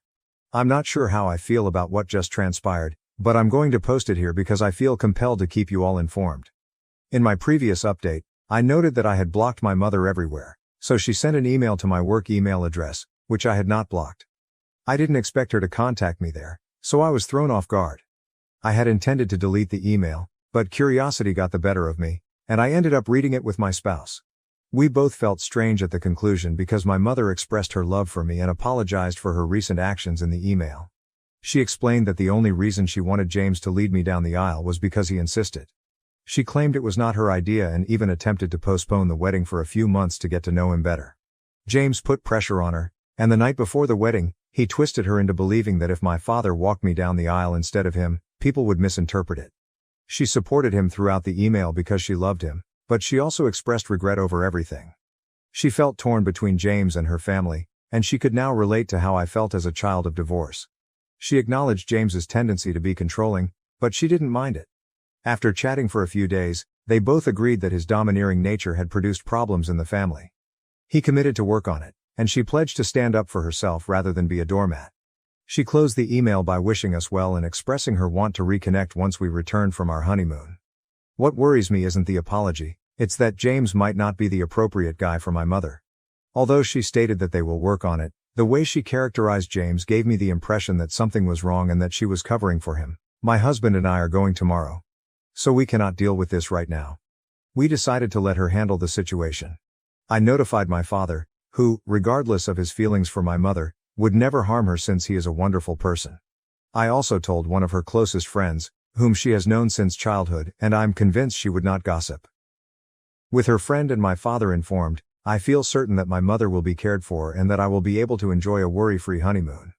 Update 3. Hello, this is going to be a brief update. I last posted an update around 4 months ago, just before leaving for my honeymoon. We intended to deal with whatever was going on with my mother and James when we returned, but when I emailed my mother following our return, I never received a response. Her friends informed me she appeared to be happy, so I figured everything was okay and moved on with my work. Fast forward to 2 weeks ago, and I heard from my mom again. She thanked me for telling her friend about my concerns about James, especially because she lacked the guts to express them herself. It turns out I was correct. James was not the ideal guy for her. He had tried to isolate her from everyone, even urging her to cut links with a childhood acquaintance. After she repeatedly canceled plans with her friend challenged her, and my mother eventually broke down and told everything. James had been treating her horribly, and she couldn't take it any longer. She filed for divorce with the help of a friend and has been living with them ever since. My mother thanked me for looking out for her and informing her friend about my concerns. Without that, she doubted anyone would have noticed what was going on. I'm pleased she's getting out of the situation, and I hope we can all assist her move forward. Even my grandmother was surprised, but we're all doing our best to support my mother. We simply hope that things improve from here. Parents kicked me out because of my sister's pregnancy. Now, they're reaching out a year later to mend things, but I've moved on. My parents kicked me, 19F, out of my house almost a year ago, just a few weeks after turning 18. That wasn't even the worst part. It happened during finals week in high school, and I had nowhere to go. Fortunately, I have good friends since my best friend and her parents took me in, and I am quite grateful to them. My parents kicked me out because my older sister became pregnant, and they thought she needed to move back home so she could be well cared for. She is not even my whole biological sister, she is a half-sister. My mother had been dating my stepfather, Jacob, while they were in college, and she became pregnant a few months before graduation. However, she was too young at the time and chose not to marry him. It was only a fling, and they split up. Jacob, on the other hand, remained determined to be a father, so they co-parented Sasha, my half-sister, and maintained contact. When Sasha was 3, my mother met my biological father. They dated for 2 years before marrying. 1 year into their marriage, she became pregnant with me. However, my father was not prepared and wanted to end the pregnancy. My mother refused, and they separated ways. After my father abandoned my pregnant mother, she severed all relations with him and his family before reconciling with Jacob. My father had passed away by the time I was born, and my mother and Jacob reared me. They married a few years after her divorce from my father was finalized, but I never regarded Jacob as a family member because he never treated me as such. I guess Jacob reunited with my mother while she was pregnant with me because he still loved her and wanted to be on her good side. But to him, I was always a burden. He'd been frigid to me since I was a child, and Sasha treated me similarly. While I got along well with my mother, I never developed a bond with Jacob or Sasha, despite the fact that we lived as a family.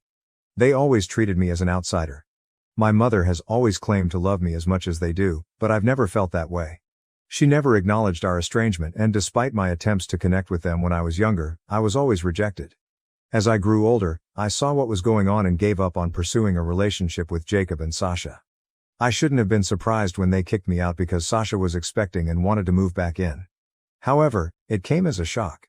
I should have known that Sasha would always be Jacob's priority, no matter how much older she was than me. Still, I hoped my mother would defend me, but she didn't. Sasha approached me around a year ago, just 2 days before finals week, and informed me that she was pregnant.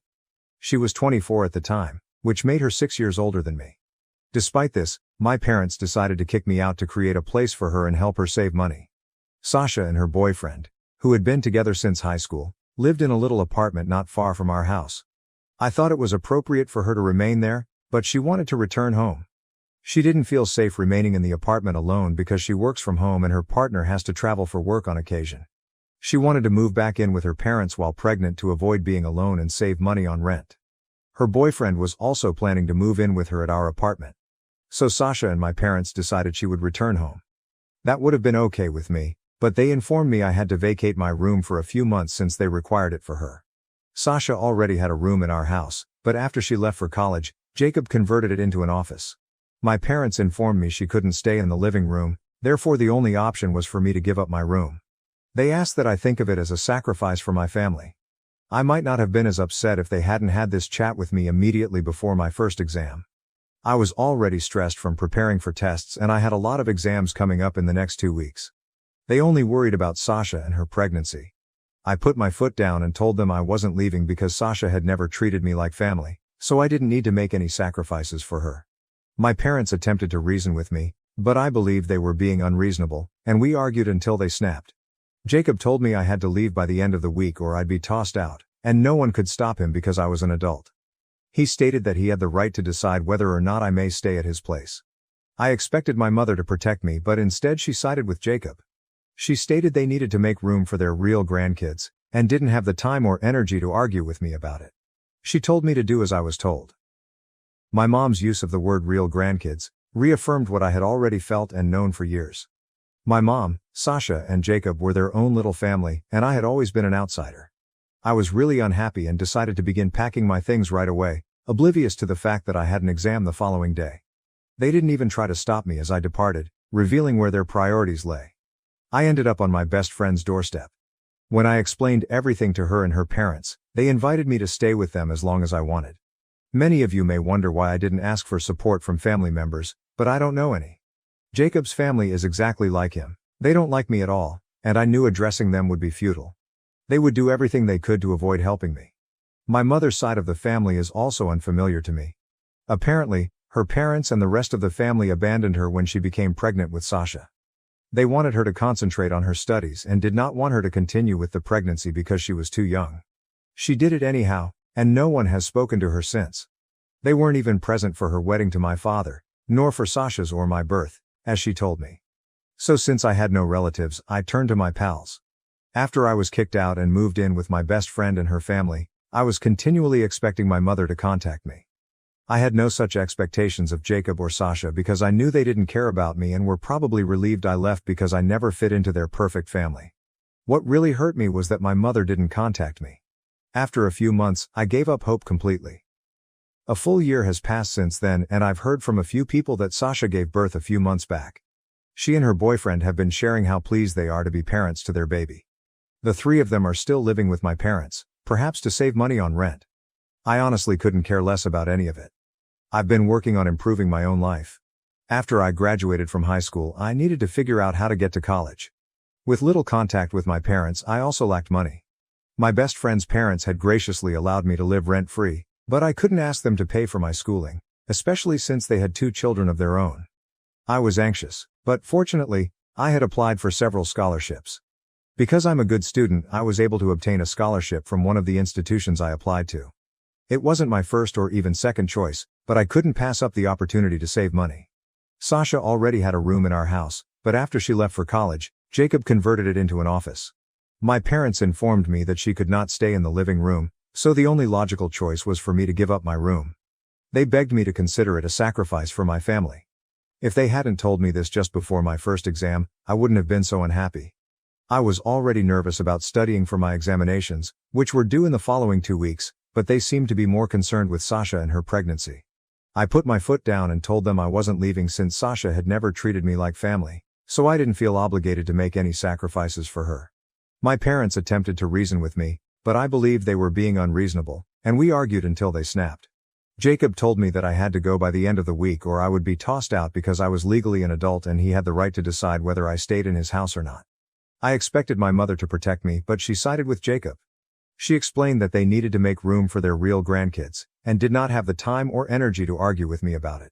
Hearing her refer to Sasha's children as real grandkids, reinforced what I had assumed for years. My mother, Sasha, and Jacob had their own small family, and I had always been the outsider. I was so unhappy that I started packing my things right away, ignoring the fact that I had a test the next day. They didn't even try to stop me as I departed, revealing where their priorities lay. I landed up at my best friend's house, and after explaining everything to her and her parents, they invited me to stay with them as long as I needed. You might wonder why I didn't ask other family members for assistance, but I don't really have any. Jacob's family dislikes me, so I knew it would be fruitless to seek assistance. I never knew anyone on my mother's side of the family. My mother always told me that when she became pregnant with Sasha, her family cut her off because they wanted her to focus on her studies. They didn't want her to get pregnant since she was too young, but she did anyway, and no one has spoken to her since. They weren't even present for her wedding to my father, let alone either of our births, according to her. So I didn't think I had any relatives to turn to, so I went to my pals instead. After I was kicked out and moved in with my best friend and her family, I kept expecting my mother to contact me.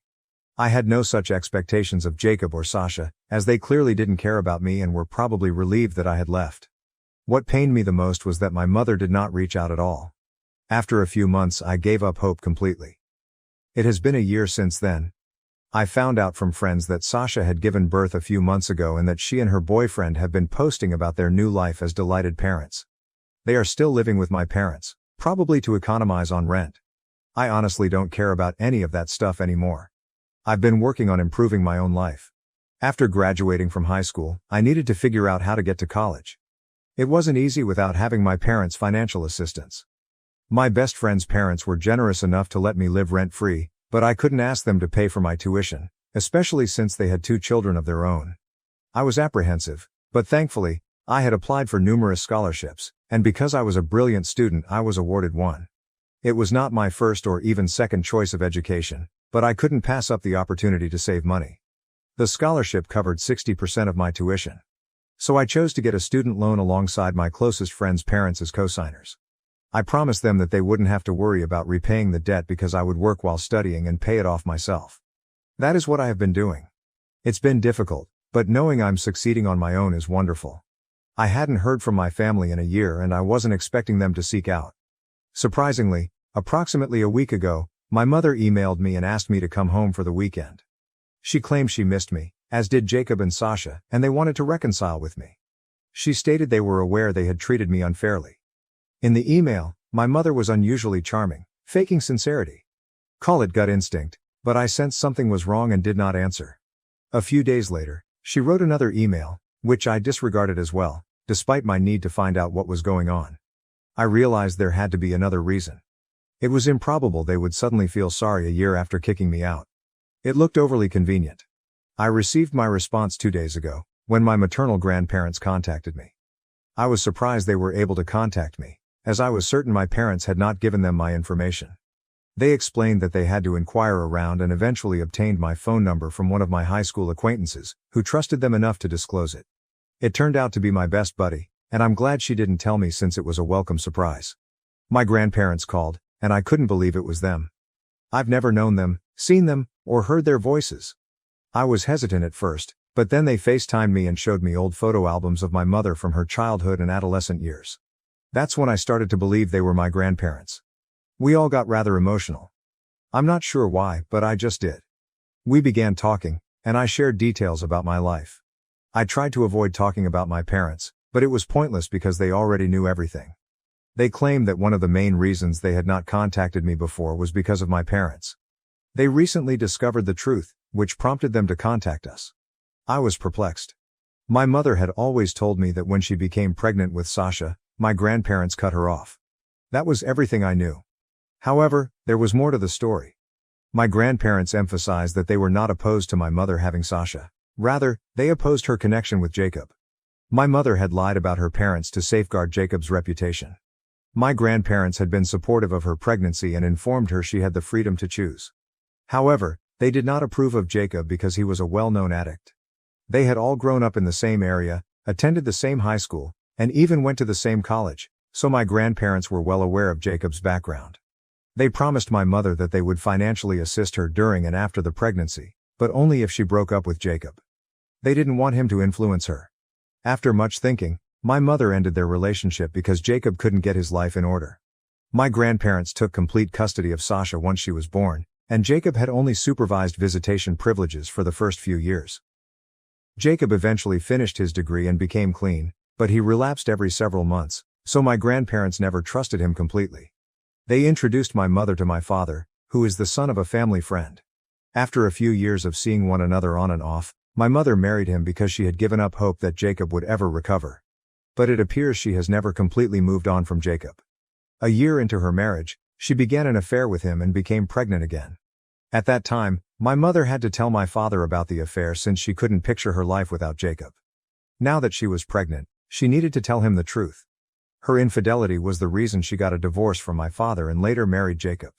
So everything Mom said about my father's opposition to having me was a lie. After I was born, many paternity tests were performed, and I was happily not Jacob's child. I was, in fact, my biological father's daughter, which was a relief because I had no desire to be Jacob's biological daughter. My father even had partial custody of me for a period, although I scarcely remember it because it was so long ago. Unfortunately, my biological father died in a vehicle accident when I was 7 months old, allowing my mother to lie to me for the remainder of my life. My father's side of the family refused to have anything to do with me after his death, which was convenient for my mother. My grandparents were really disturbed when they discovered my mother was having an affair with Jacob. They gave her another ultimatum. She could either shut Jacob out of her life completely and focus on her marriage with my father, or she could get a divorce and never speak to them again. This time, my mother chose Jacob because he had been clean for about a year, longer than any of his previous stints. That was the final major disagreement my mother had with her parents. My mother was still pregnant at the time, and they did not communicate again until after my birth. My grandparents ultimately softened and decided to contact her so they could meet me, but Jacob refused to play along and form a happy family with them because of how they had treated him. So my mother turned down their attempts to reunite. My grandparents did not give up, however.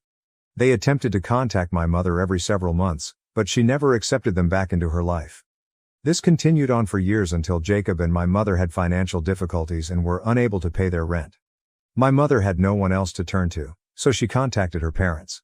In a great gesture, my grandparents gave her a house, hoping that it would bring them closer together. It was about 6 years ago when my family moved into our new home. It was a great improvement over the apartment we used to live in. I'd often wondered how my parents could afford such a wonderful property in such a desirable neighborhood, given that my mother was a receptionist and Jacob worked in sales. His company had been failing, so it seemed unlikely that they could afford it. I now realize that was all thanks to my grandparents. Despite this, my parents, being the ungrateful people they are, did not attempt to repair their relationship with my grandparents. Both my mother and Jacob were aware that my grandparents had paid for the house, but my mother insisted that they were not ready to reconnect and needed time to think about it. My grandparents, being naive, gave them room for a few months, but when my mother did not respond, they tried again. She kept claiming that she needed more time. This went on for years, and my grandparents eventually admitted that perhaps it wasn't meant to be. They were getting older and told me how humiliating it was to continually attempting to contact their daughter only to be denied each time. They finally admitted to my mother that they understood why she no longer wanted to be around them and regretted themselves for not being gentler in the past. The only thing they wanted was that my mother continue to send photos of our family so that they knew we were doing fine. Surprisingly, my mother agreed, and for the past few years, that was how my grandparents stayed in touch, which was quite sad. They told me everything, and I burst into tears. I had always thought of them as villains, but that was not the case. Now, as for how they discovered the truth. My grandfather just had a health scare with heart problems, and he and my grandma realized they couldn't keep pretending everything was fine. Because they weren't getting any younger, they wanted to make one final attempt to reconcile with the family before passing away. They stopped by my mother's house a few weeks ago, which is technically still theirs because they paid for it and their names are on the deed. When they came, my mother had no choice but to welcome and entertain them. They discovered they were great-grandparents when Sasha had her children. But when they asked about me, my parents became really uneasy and had no idea what to say. So they informed my grandparents that I was away at college and that it might not be a good time to contact me because I was in a vulnerable state due to examinations. They couldn't even come up with a false college name, which led my grandparents to suspect something was up. They had a gut feeling that my parents had made a mistake, so they left the house to speak with our neighbors. That is how they discovered that I had not been living with my parents for the past year after being kicked out. The neighbors didn't know why, but their son, who went to school with me, informed my grandparents that I had been staying with my closest friend's family for a while, and they could know more. That's how my grandparents got in touch with my best buddy, and they eventually found out what happened to me. Naturally, they were furious when they discovered the truth. My grandparents informed my mother that she and her family would need to evacuate the house in order to make room for their only real grandchild. It was the epitome of retaliation, using the identical things my parents had used to me. My best friend ensured that my grandparents knew just how to press that nerve. It now became clear why my parents were attempting to reach out and make amends. They were going to lose their home. My grandparents waited a few days to approach me after learning everything because they were concerned about how I would respond. They eventually decided to go forward with it since they had wasted so many years worrying about how my mother would respond, and they wanted to do the right thing now. However, my grandparents also wanted to give me the freedom to choose what I wanted. They told me that if I wanted to give my family another chance, they could continue to live in the house. But if I wanted them to leave, that is what would happen. Apparently, when they came, no one in the family seemed pleased to see them, and I was the only one who appeared truly interested in developing a relationship with them. My grandparents refused to be taken for fools anymore, so I had to decide whether I wanted my parents to have a home or not. If I'm being honest, I suppose I want them tossed out, but that sounds a little harsh. I'm not sure whether that's the appropriate thing to do. What if I told my grandparents I wanted to kick my family out? Update 1. Hello, first and foremost, thank you for all of your encouraging words. It means everything to me, and I appreciate it more than I can express. Regarding my decision, I've concluded that I do want my family to leave that house. I told my grandparents a few days ago, and now they're evicting my family. Of course, there's a lot of legal stuff involved, which my grandparents say I don't need to worry about. My parents have also been emotionally manipulative, particularly Sasha, but my grandparents are impervious to it. After speaking with me, they learned about all the falsehoods my mother had been spreading and how she had poisoned their grandchildren against them. They have no more sympathy for my parents. To be honest, Sasha and her partner are working grown-ups, so I'm confident they'll find something out, just like millions of others. The same applies for my parents. I don't feel guilty about any of it. After all, they didn't feel horrible about kicking me out, knowing I was just 18 and still in school. Despite this, I was able to perform well academically, even though it occurred just before my exams. I urged my grandparents not to worry about my college tuition, but they insisted on handling the student loan I had taken out. They also apologized for not being present for me sooner. We have a lot to talk about and make up for. But everything is going great right now. Update 2. Hello, my grandparents began evicting my family a few weeks back, and they have till the end of next month to depart. My mother is not pleased about it. She felt compelled to inform me, writing an email a few weeks ago in an attempt to regain my trust and heal things, most likely so her parents wouldn't kick her out. The email was quite different from the one I had received before. This one was full of swear words, saying she wished she hadn't given birth to me. She even said she wishes I had been in the vehicle accident with my father, so we might both have died. So that's my mom for you. But it no longer bothers me since, to me, she is not family. If I'm being honest, my only family now consists of my grandparents, my best friend, her parents, and a few relatives whom my grandparents are introducing me to. My mother broke them off long ago since she didn't want anything to do with her family. It's an unusual scenario, but I'm adjusting. Update 3. Hello, the holidays have just begun, and I'm back home in my old house. It feels strange to be here, but my grandparents have been living in the house since my family departed, and they've done an excellent job of renovating it. Even my room seems like home again. We'll be throwing a Thanksgiving dinner shortly, and we've invited some family members, my best friend, and her parents. I feel like my life is finally getting back on track. I'm very happy, and I wish I could stay this way forever. My wife of 8 years had an affair and shattered me. Now I'm left picking up the pieces, trying to heal and be the best dad I can to our son. I, 31 am still rather devastated over all of this even now after divorce. Having turned in the final divorce decree, I am seated outside the courthouse. Last Wednesday, my cheating lousy wife, 30F, dropped by my office so I could have her sign the final papers. My brother and I manage a store, so we were busy, but I had her come to sign the last paperwork at the back. As I was working on some chores, she read it over. Then I saw she was at the last page staring at it, then at me. Not only peering, she seemed to be begging and had a tiny welling of tears. It was quite frustrating. I advised her not to engage in this garbage and to either sign or not. She opened her lips then closed them once again. Not to pull bullshit like this when she's dating and hooking with other people, I became enraged and instructed her to speak what she had to say. She has not expressed any want to mend our friendship. She signed the forms and left head down. We ended up talking in her car for a second after I had to hunt her down to ask about our stimulus money. She inquired about our son. He's not biologically mine, but I have been there for him since he was 4. Though I try to interact with him every morning, I informed her he doesn't really talk to me anymore. She only nodded and looked dejected. I gently informed her that I was allowing her one chance to speak her truth. She simply stared at me. Furious, I told her she never loved me first of all. She stated it wasn't true, tears running down her face.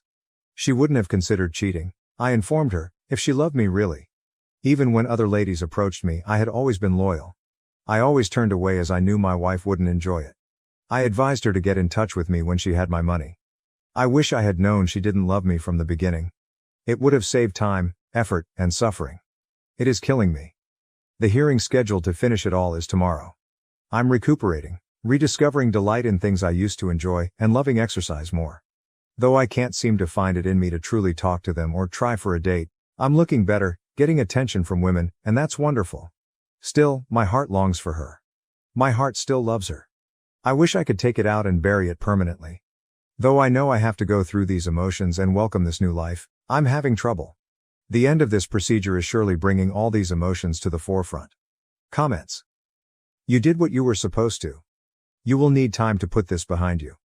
Her crocodile tears sent her on losing a home base to Monkey Branch. The greatest disrespect is cheating, and it never comes from a place of love. You're better off, time will help you move on. Thank you for your help, I am working on moving on. I have many I just wish ideas to shove aside and let go. OP. You adored someone she used to be. Today she is not that person. Though it is difficult, disconnecting takes time. If anything, I will use this time to heal and appreciate what I do today. It will make me a better person generally. You cannot simply switch off and on your emotions. Never give your morals or standards any concessions. Don't force yourself to start looking for another companion. Be selective and date when you're ready. Let alone offer my body to another woman, I am not looking to enter yet another relationship. The most I'm hurrying is trying to not feel anything for her. As you pointed out, it's a process. Sometimes, oh man, I do want to sacrifice my morals. I want to tell each parent of my son's soccer squad everything about the person she is and email blast all of them. I want to print flyers to plaster her preferred locations and publish it all over Instagram. But none of that is me. I know that person is not who I am. I'm just still hurting and really trying to mend. I greatly appreciate your nice comments and support, they really mean a lot. I understand that it seems so unjust and as if justice does not exist on our planet. Don't jump in the mud with the pigs, you'll get dirty too and be mistaken for a pig. My grandma often advised me. Never treat yourself less than that. While some individuals reject karma, indeed it is quite gradual but also meticulous. She will be revealed one day, or something will transpire to grant her the justice she so deserves. You only have to be loyal to yourself. Your children will also see it. They will know you as the one who did not devalue themselves. Just treat yourself politely. Update 1, yesterday was that. Here I am today, single and most certainly in shock. Other than having this massive pit in my gut, I'm not sure how I should feel. She understood the timing of the hearing, but I find a Zoom call to the court to be just so impersonal. Of course, I realize, safety comes first. Still, it doesn't particularly feel real. It really hasn't really sunk me. I mean, I can acquire a copy of the signed document and declare myself to be divorced. A couple of my buddies want to know whether I want to go celebrate. They want to be there for me, they are lovely about it. They are not being nasty or resentful. And that feels great. I simply have not known how to approach this. I should be feeling free, yet maybe I should be crying once more. Oddly enough, I simply want to hear my wife's voice. Unfortunately, I no longer have a wife. Some stranger that sounds like her and wears her face. Though it's only a resigned kind of sensation, I can sense tears gathering. Here I am, simply me.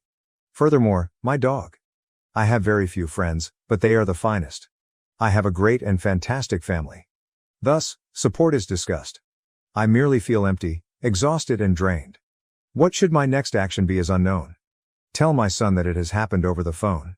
Say F it all, and go to Italy to begin exploring sites. Go back to Vegas with my old buddies for a desert recharging trip. I truly want to be laying here in silence, staring at the ceiling.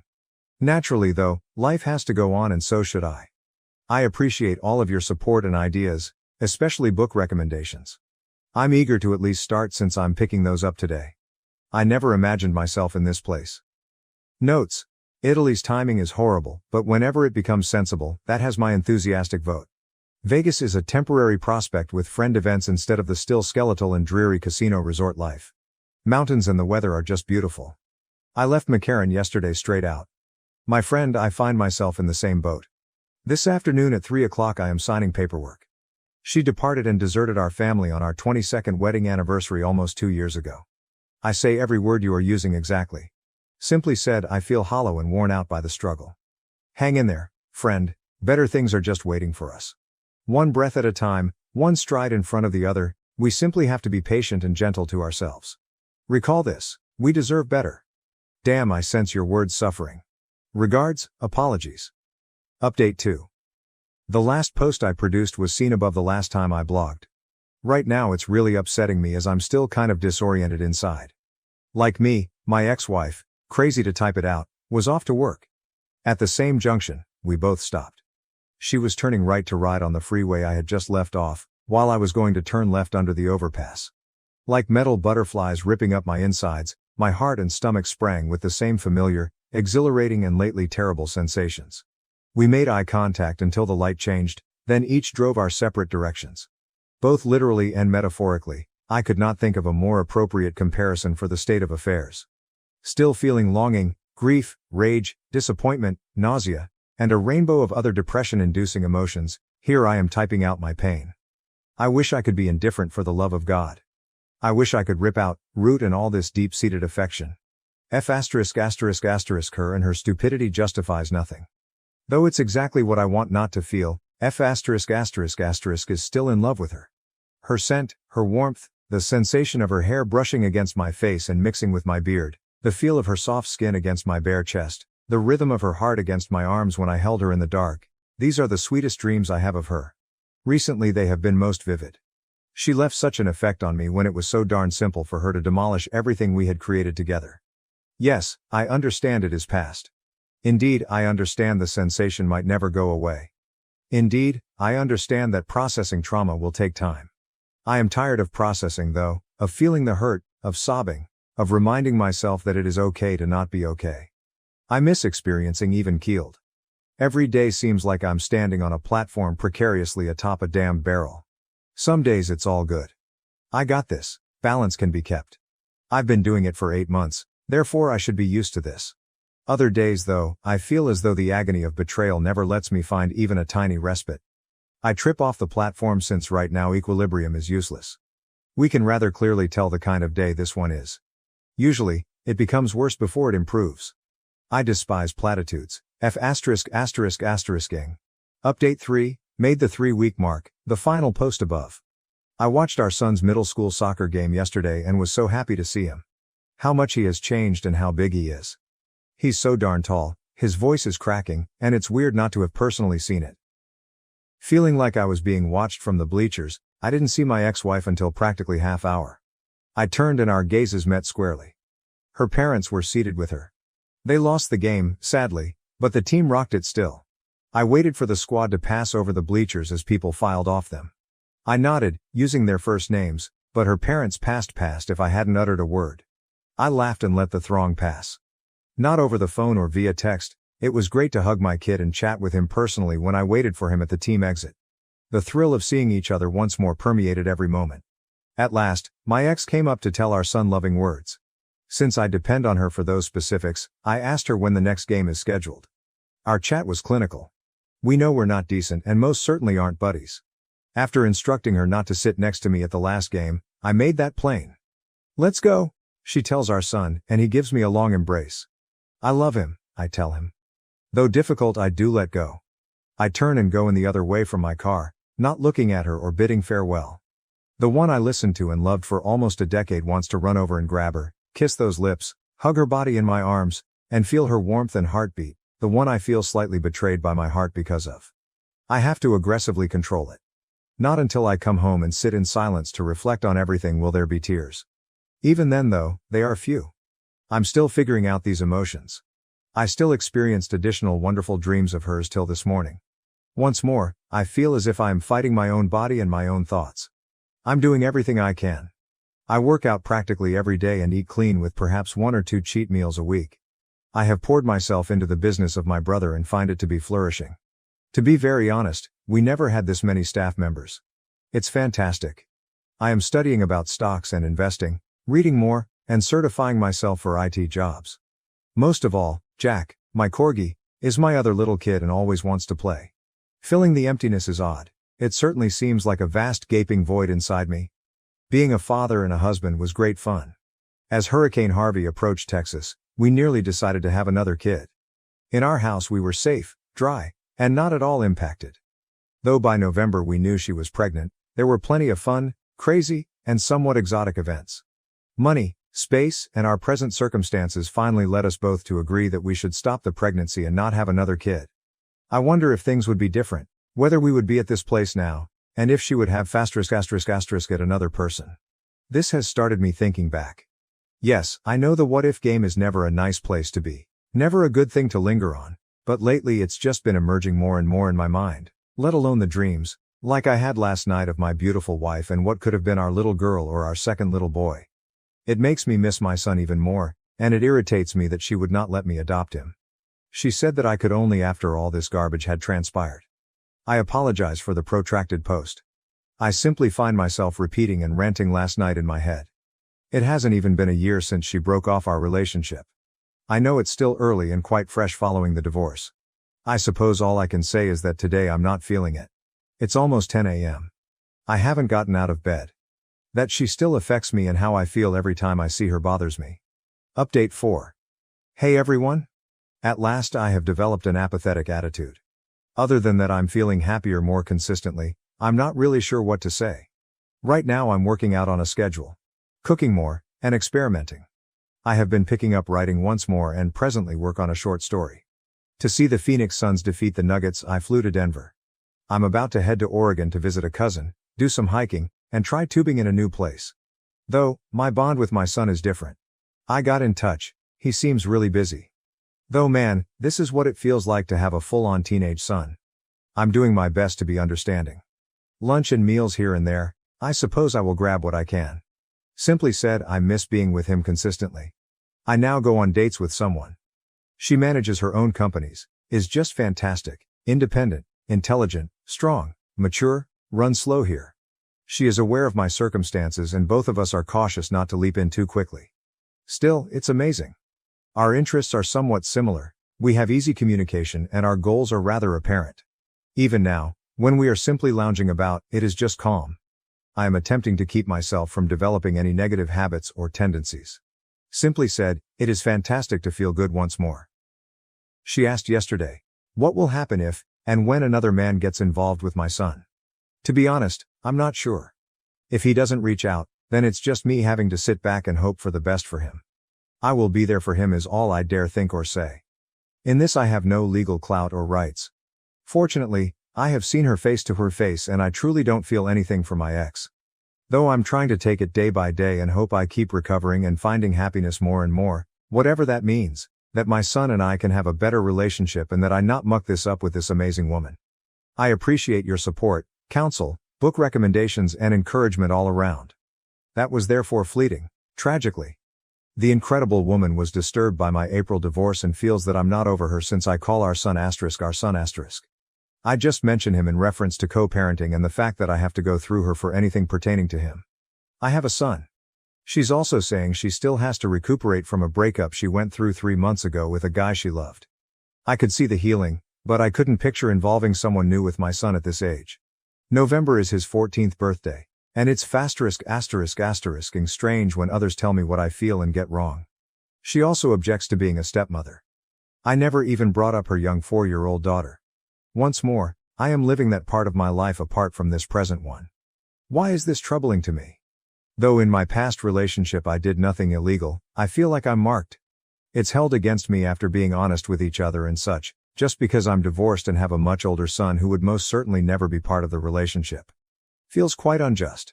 If I tell people straight up about my circumstances, I'm accused of not being over my ex.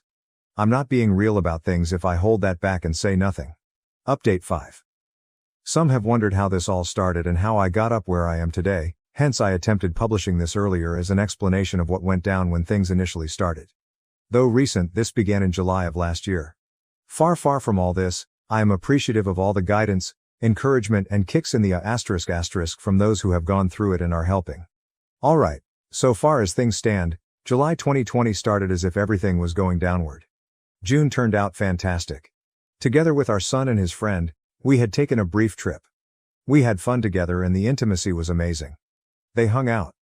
July arrived and we were having problems, spats over dumb small things. She showed no desire in closeness. Her day would be of interest to me, but she exhibited no curiosity about me. Long bathroom stays and baths all the damn time, yet she wanted to gripe about not spending time with us. July passed like this. August started to get more tense. She even tried to present me with lingerie and stated it would be for my birthday, like if everything was normal. My birthday arrives, she gets me several LPs but nothing particularly noteworthy. I had a tough day at work. She did too apparently, and we ended up cooking and hanging around together. I reasoned, it's a workday and it's whatever. She seems not truly present but delivers intimacy. We had several major arguments in September at last, one of which she begged to have some alone time. Though this was suspicious, I became insane as I felt our marriage was falling apart. As correct as me. Taking the dogs, I headed to spend the evening with my brother and his family. I returned home early in the afternoon the following day. I never stopped her from hanging out with her friends. She had mentioned she wanted to go before I arrived. I arrived home at about 12 o'clock. At 6 or 7 she arrived home. Happy to see her, I told her when I saw her. She said the month was awful and that week was especially so. She was unpleasant, snarky, straightforward nasty, not kissing me. I kept urging her to tell me what was going on. I wanted us to be fine. I sensed things were off. Now a quite good friend, an acquaintance, expressed concern after seeing me at work. I told him I loved my wife very much. We had been married for 1.5 at this point and had been together for 8.5 years, yet I had no idea what to do. He advised marriage therapy and advised reading *The 5 Love Languages* and another book I cannot remember right now. After reading the book right away I knew I had been giving work too much top priority. Our company is owned by my brother and me. Since COVID, we have been overrun as business has been flourishing. I never stopped trying to love her or be close, Both physically and in talks, though, even then. She had vanished though. I got home that same day and she was unwell. I looked after hers. As she was getting dressed the next morning, I gently and affectionately requested whether we might talk before she left. Having read the book all night before, I told her everything I had discovered. Although I said I had been lazy, I loved her and advised us to visit marriage counseling to try to mend things because we had our son and loved one another. She broke down crying and kept repeating I was going to hate her, hence anything I said must have set off her. She finally acknowledged that she had cheated on me last weekend when she was with her friends after being urged to be straight up with me. Though I was stunned and totally blown away, I loved my son, marriage and wife. Like a fool, I assured her everything was good, I could forgive her, but she had to come clean on everything. She then clammed up. No names, no information. Basically, she had been having an emotional affair until that day in September and had been chatting to the other man since July. How could I find her credible? I did not. I told her she had parodied our marriage and our vows. It was Thursday.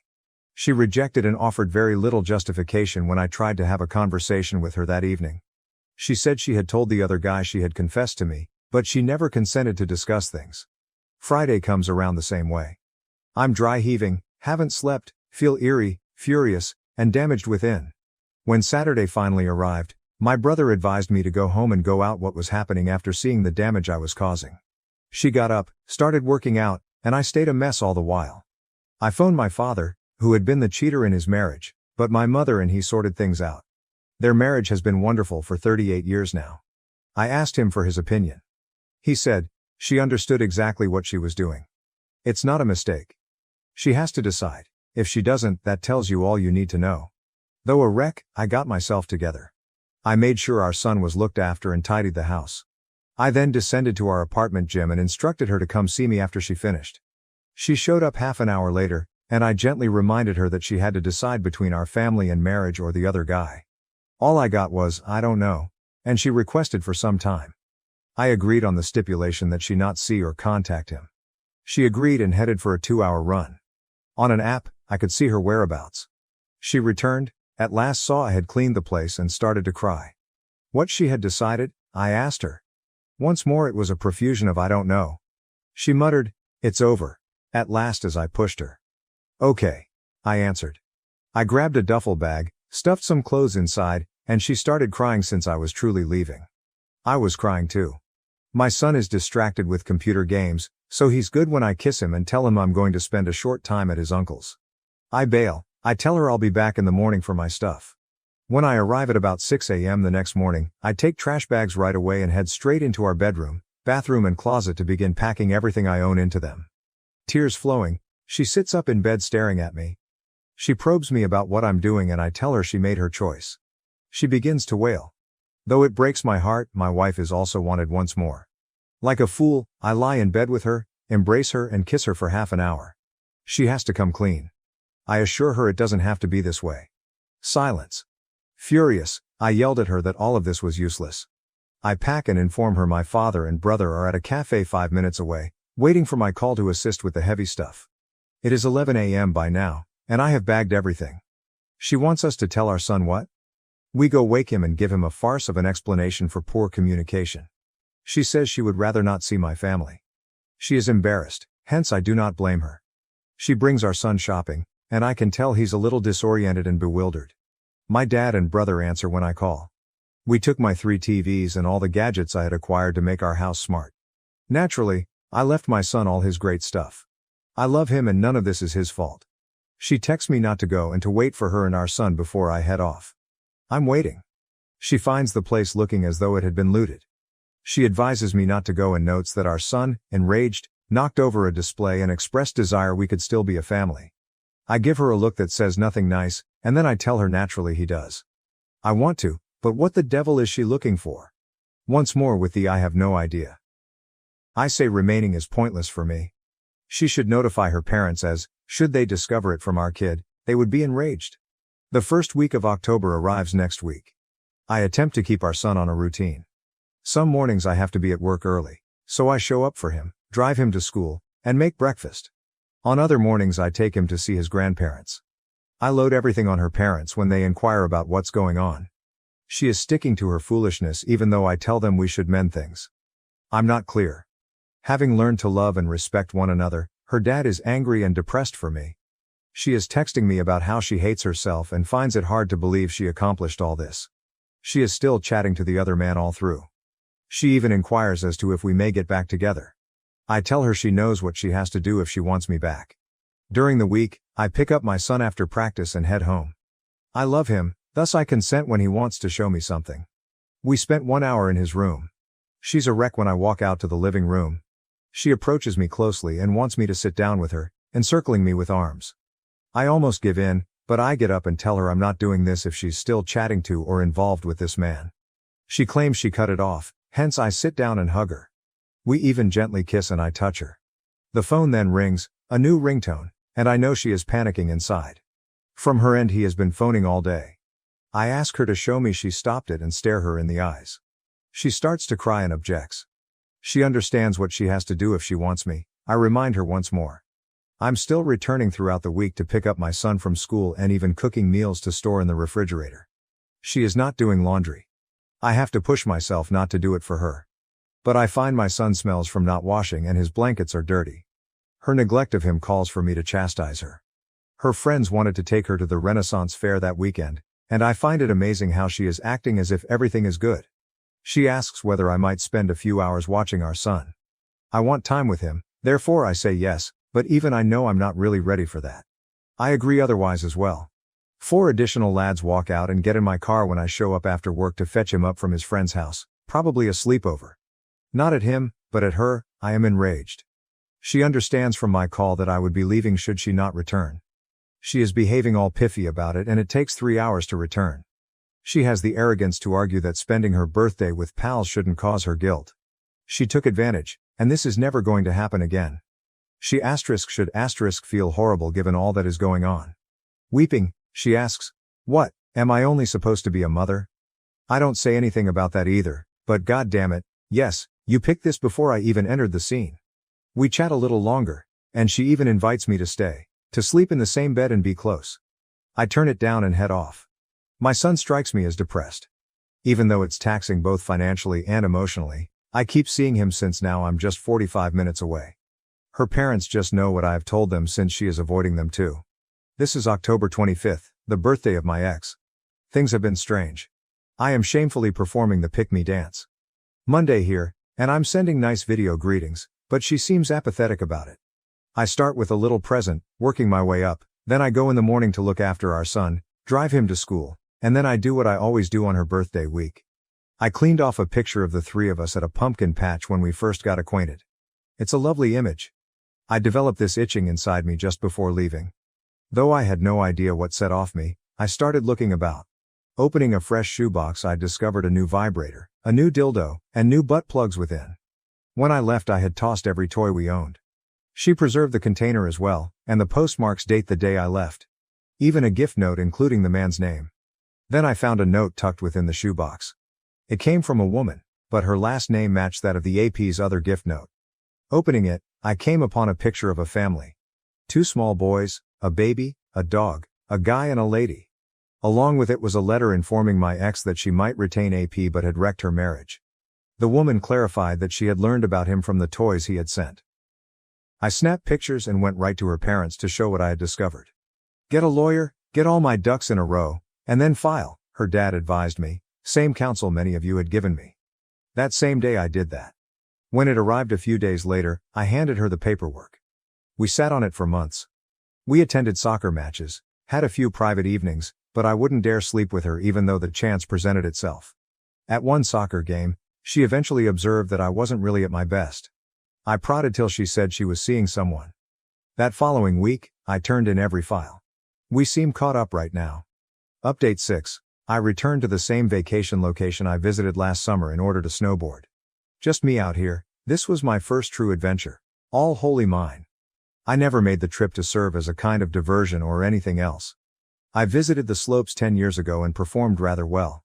I can't describe how emotionally satisfying it is to be without the drag of my ex-wife, who hated everything outdoors, let alone snow or cold. Snowboarding has always made me happy. I was thumbing my ring finger trying to spin the long-gone ring as I strolled throughout the city. Though we had been separated almost 2 years ago, seeing couples engage in Valentine's Day activities somewhat weighs on my heart. It's strange. I suppose I miss having the ring there, especially what the ring ought to have symbolized. Ultimately, though with my ex, it was only a lump of metal and a false promise. I guess I'm simply reflecting, but I can't describe how quite dreamy this has been. After hurting so terribly, the happiness, enthusiasm, laughing and foolishness that have permeated my life seem amazing. Hell, I'm sore and in pain beyond what I can recall from the last time I went snowboarding, but this ache is one I have totally missed. For those of you who are struggling, however, cliched as it seems, it does indeed get better with time. Spend some time grieving and hurting, then go forward. Improve yourself for yourself. I appreciate everyone being there and listening. Update 7. The divorce occurred 2 years ago. This is the month the divorce was finalized. As the title suggests, the dreams are resurfacing. Strange seems to be the situation. Dreaming, we find ourselves at a house I have never seen before. She begs me to accompany her upstairs. We both are nude. We arrive upstairs to what looks to be our room, and she looks me up and down, giving me that smile I remember and liked, then says, "Hi." I have nowhere to start. She walks up, puts her hands in mine, and all I can say back is, "Hi." She presses her body into mine and I encircle her in my arms. Her beautiful skin and warmth really speak to me. She smells her shampoo even now. Actually, I'm pleased my dog woke me up seconds later. This is my second dream for this month. Not since last November, not seen my ex in months. Emotion such things is strange. More of a what the heck kind of emotion. One reason all of this is happening could be my recent house building on my own. I guess I'm just sort of airing out my mind. Today feels odd. My warmest wishes go out to those of you hurting. Update 8. I met with my son yesterday in great anticipation. Since his last birthday, I had not heard anything significant from him. It has been killing me. Again though, I understand how teenagers behave and I'm sure he has a lot on his plate with his middle school to high school change. His mother's obnoxious boyfriend is also a factor. To be honest, when he at last picked up the phone, I got rather happy. Our chat was nice.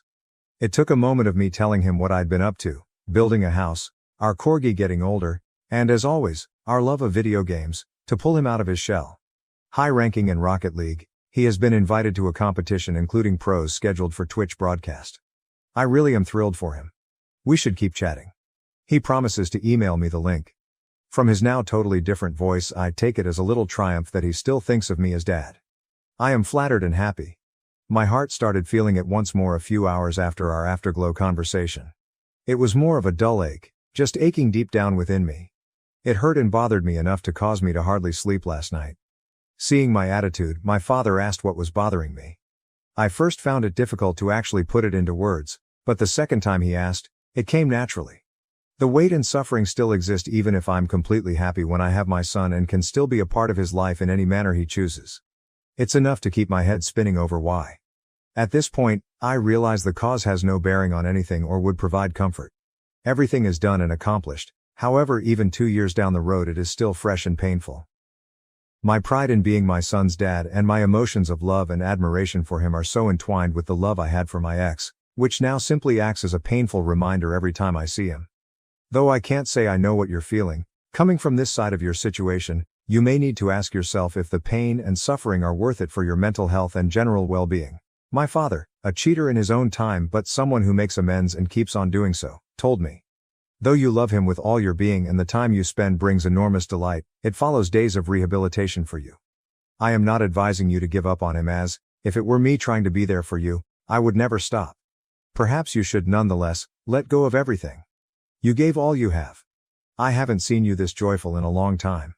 Still, I can see the toll it takes on you. Your emotions divided between your love for your son and the anguish you obviously still have from how you were deceived. I understand he's acting as a father, seeing obvious suffering on my face while his son battles. He would never want it lastingly. Given the lengths of his military training, which trained him to detach himself and view events from several angles, I take it as his attempt to provide wise guidance. He does not intend to just vanish from my son's life, I'm sure. Maybe he only wants me to keep outside of it all. Perhaps he only wants to spare me the suffering still afflicting my heart. Just letting my ideas float about. My best wishes extend to everyone suffering right now. Particularly to those in healing, remain strong and keep cheerful. Comments. OP, your first response and attitude to him calling were exactly perfect. For a teen especially, this is all quite challenging ground to walk. Talk not of his mother, her partner, or their domestic situation. Create an oasis out of yourself and your relationship with your son. Be in his life a non-judging lighthouse. Should the matter come up, avoid pledging yourself to a position. Still keep your distance and objectivity. Find out his short-term bucket list. Perhaps you two might handle a few of those jointly. Luck. I agree absolutely and thank you.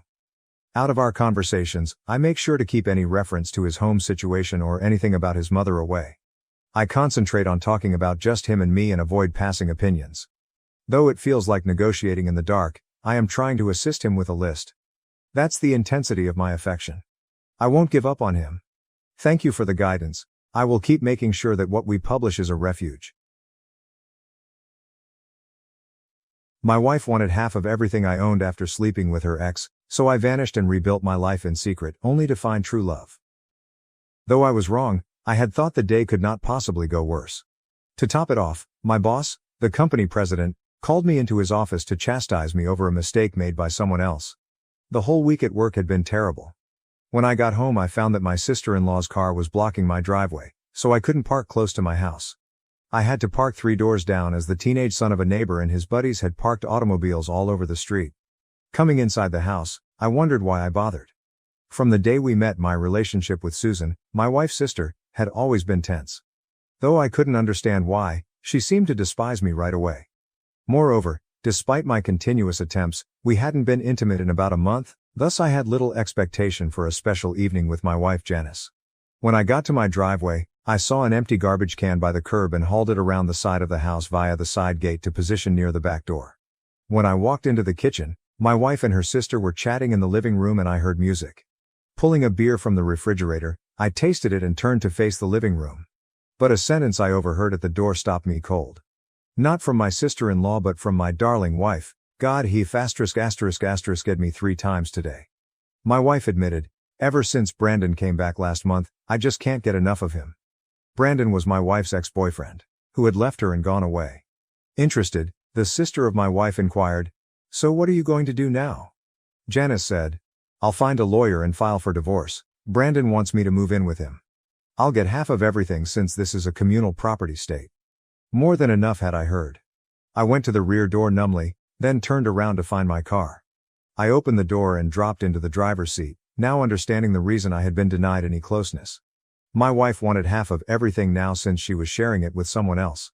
The worst aspect was that she most certainly would get it from the state. Janice and I had tied the knot 3 years ago. She had left her employment immediately following our vows and never raised a finger at home. 3 times a week for house cleaning and laundry, I paid a maid. On those days, she would make dinner. She ordered takeout or I cooked the remainder of the time. Though love wore blinders on me, I know what you could be thinking. At least until a month ago she kept me pleased by giving decent sex. When my mother died when I was 13, my father and I suffered a terrible loss. We were really close and Dad did his best to raise me appropriately. Losing him to a drunk driver when I was 23 was a major blow, happening just 1 year before I saw Janice. Taking almost $2.5 million from Dad, I carefully managed the money under the direction of a competent broker. I had several $100,000 in savings that I had never touched, let them flourish even in the current economy, even as Janice tried to spend every dollar I made. I had enough to live reasonably without squandering my fortune. Our love for Janice caused us to overlook a prenuptial agreement, a common error many make believing their marriage will endure a lifetime. This control allowed her to perhaps take almost $1.5 million from me, all for the benefit of spreading her legs. The state looked all too ready to back this approved kind of exploitation. She had indicated she wasn't quite ready to serve me, so I realized I had some time to act and proposed contacting a lawyer. Developing a strategy, I watched the rear-view mirror in my car until I saw my sister-in-law's automobile pull out and head away. Starting the car, I turned around and headed back to my driveway. Janice vanished from sight when she first arrived at the house, so I went to get another beer in the kitchen. Popping the cap and sipping slowly, I considered where to go from here. Janice said, "Oh, there you are, honey," walking into the kitchen. "I didn't hear you arrive." "Hello, darling, I arrived right now." "Been a hard day," I said with a kind smile, resolved to perform as convincingly as she had. "I didn't have time to order anything for dinner," she remarked, slightly pouting. Though I wanted to add, "That's because you spent your day with your lover, discussing all the details with your sister." What I said was, "That's okay, sweetheart. I'll just reheat some yesterday night's leftovers. She declared she was going to go up and relax in a hot bath, smiled sweetly, and kissed my cheek. Grinning and nodding, I thought, yeah, gotta wash all that away *. She went and I ate a chilly plate of fried rice while downing 2 more beers. I threw the empty container, then channel surfed back to the den and sank into the chair. At last I came across an old movie. About half an hour later, Janice came back and sat on the couch till the movie stopped. Rising, she claimed to be exhausted and headed for bed. Yeah, worn out from being disloyal *. I said I would join her later and watch the news. I hadn't actually seen the film. My thoughts were on strategizing my next action. Knowing I had little till Monday, I made it through the following few days working in the yard on Saturday and golfing on Sunday with friends. I handled my inherited holdings over Monday's call to my broker, and got everything sold. Being in top management let me quickly cash in my $401k, thus avoiding penalties. By Thursday I was ready to act. I told my apparently loving wife of an emergency and said that I would be heading out for a week on corporate business. All I needed was 2 suitcases packed. I had kept all that meant to me when we moved into this house. Nothing else I wanted fit her taste, so there was nothing else I wanted. She chose the furniture, hence honestly I couldn't give a damn about it. The silver lining in this was that we were renting the house, hence I had no financial commitment connected with it. We were looking for the perfect house to buy after just selling my unit. When I say right, I mean right as judged by her criteria. None of the homes we looked at seemed to fit her standards. I carried my bags out the door Friday morning and gave one more kiss on the cheek to my wife, loaded them into my Lexus, and I left without looking back once. My first stop was at the house of an old friend I trusted entirely. When I suggested a trading title for his repaired 4-wheel drive car, he was shocked. Having told him about my circumstances, an hour later I was traveling west. I questioned whether anyone would link me to this car, and Jake assured me the car I traded him for would be kept under cover in the garage for some time. I paid with cash for the next 4 days for everything. To try to leave no paper trace, I had canceled all of our credit cards. Thanks to my broker, most of my money was securely buried in an offshore account. I set up with him a mechanism to handle fund transfers as needed. There was enough cash stashed in the SUV to last for some time. The toughest were the evenings spent in motels. I had been too preoccupied last week implementing my strategy to consider what had personally happened to me. I had adored Janice. Had I not, I would not have married her. Though I experimented in my imagination through several what-if scenarios, I came to the conclusion that there wasn't much I could have done differently. I doubted I could have kept them apart even if I knew her former boyfriend had returned. Arriving at 2 conclusions, I realized it was my own fault for being naive enough to marry her and she most likely never really loved me. On the 7th day away from home, I was seated at a tiny town Montana mom and pop cafe. By now my purportedly loving wife must have realized that our bank account was empty and that all of her credit cards were canceled. I wondered what she was up to. An older couple seated at the adjacent table caught my attention and broke off my thoughts with their subdued talk. Looking to be in his late 50s, the man was sharing with his red-haired wife his need for an additional worker on their farm. Sadly, they could not afford to pay someone until their present calves were ready for sale. Finding someone prepared to labor for what they could pay proved difficult even then. As I finished my last mouthful of food, I got up and went over to their table to apologize for listening in but also offer to help them. The elder man examined me closely, assessing me. I don't understand how you could accomplish it. You know I can't pay you anything if you overheard what we were discussing. What if I merely need somewhere to live in return for my work? I proposed. His eyes contracted. Colleen, excuse us for a moment while I speak to this young man outside, he told his spouse. Rising, he watched for me to trail him. He turned to face me once in the parking lot, where our chat would stay private. I judged him to be roughly my height, 6 feet, with broad shoulders and no fat at all. His face revealed the rough lines of years spent laboring outside, and his once black hair was mostly gray. Who the hell are you? Are you part of the Wilson Ranch? He inquired, a little wary. Defensively raising my hands I said, hold on there, mister. About any Wilson, I know nothing. I arrived here this morning. 4 days ago I was living in Texas. Perhaps we could help one another out. He said, why would you want to assist us out if what you claim is true? I'm not able to pay you. What is it for you? We don't need such trouble if you're on the run from the law. Saying, I'm probably on the run, as you put it, but not like you may think. I then told them about my unfaithful wife wanting to take me to the cleaners and how I could use a place to stay for a little. Nobody have I robbed or killed. I'm just attempting to retain what is rightly mine. Should you have a place I could stay, I will work for you in return. I'll pay my own way. If you don't believe I'm of assistance, let me know. I'll be on my way with no resentment. Examining my face, he continued, I think I would be a fool not to at least give you a shot if what you're telling me is the truth. I must tell you straightforwardly though, the Wilsons are trying to have me sell my land to them. Though I wouldn't write it past them, they haven't done anything dishonest yet. You might be chewing off more than you can handle. I told him I was ready to run the risk. He then asked about my experience ranching, and I told him straightforwardly. I was not a cowboy. I had spent a couple summers on my uncle's Texas property. He reached out and we shook in unison on our agreement. I introduced myself and he advised me to phone Bill, his first name. Colleen was waiting in the diner when we returned. He yelled out to her, Colleen, this is Carson. Should he be able, he will be working for us. She got up and reached out her hand. I shook it and she said kindly, It's very nice to meet you, Carson. Her voice was clear, maybe with a trace of Irish accent. She was trim and fit, just as her husband was. It's good to meet you too, ma'am, I added. She answered, You just call me Colleen, the last name is Buckman. Not really needed for formality in this region of the nation. This lovely woman appealed to me right away. Bill urged us to return to the ranch. He drove up to a general store before leaving town, and we both got out of our cars.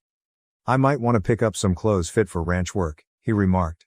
He was greeted warmly by the proprietor as he entered the store, clearly a frequent visitor. For the time being, a coat and some Western-style riding boots would have been plenty. From the general store, the main gate was about 20 minutes drive away, arched under the name Rocking Bee Ranch. Bill called his brand Rocking Bee. Another mile of a private road brought one to the main house on top of a hill. Their two-story house looked recently painted and well-kept. Behind it started to show a barn and a number of outhouses. The partially laden sacks of food in their pickup suggested their weekly supply excursion into town.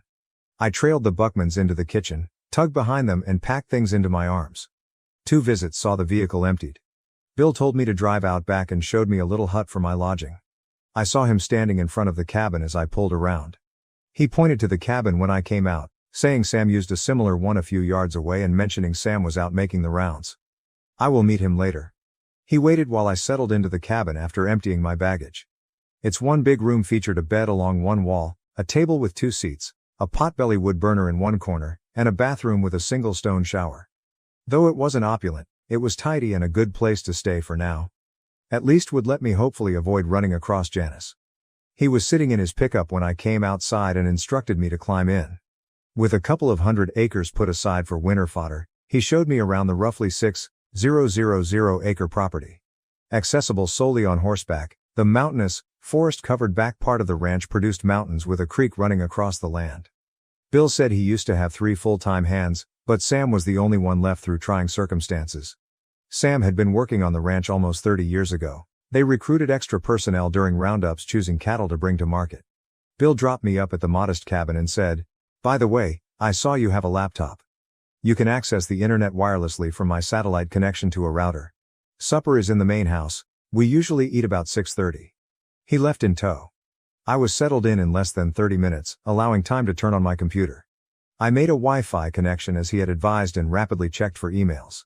Jake sent one note that Janice had reported me missing to the police and they were looking at my absence. It provoked some thought for me. The only person I had really mentioned leaving was Jake, and even he was unsure of my destination. Though I had sent my resignation to my previous company, I hadn't personally told them about my leaving. I knocked on the main home door just before 6:30. Bill asked me to come in, and as I entered, Colleen was cooking while Bill stood to the side chatting to a man I thought to be Sam. Pointing me over, Bill said, Sam, here is Carson, the new hand I mentioned. For today at least. After a day's work, we'll see how he feels about it tomorrow, Bill replied, flashing a broad smile. Carson, meet Sam, said. Sam extended his hand and grinned warmly at me. At least 6 3/8 he was a large man. Like Bill, he seemed to have worked hard all of his life and matched in age. He was African American, one obvious fact. Sensing the force in his hand, I shook it. Well, young man, let us hope this here appeals to you. I could benefit from your support, he replied. He thought of me as youthful since at 28 I was roughly half his age. I said, I plan to give it my best shot. Colleen contacted us just then to get us seated for dinner.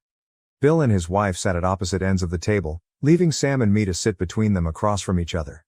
On the table were a big dish of mashed potatoes, a huge platter of pork chops, another with fresh green beans, and a plate piled with definitely handcrafted biscuits. "We don't eat fancy here, Carson, but there's plenty and it's filling," Colleen stated. "It looks really good," I said.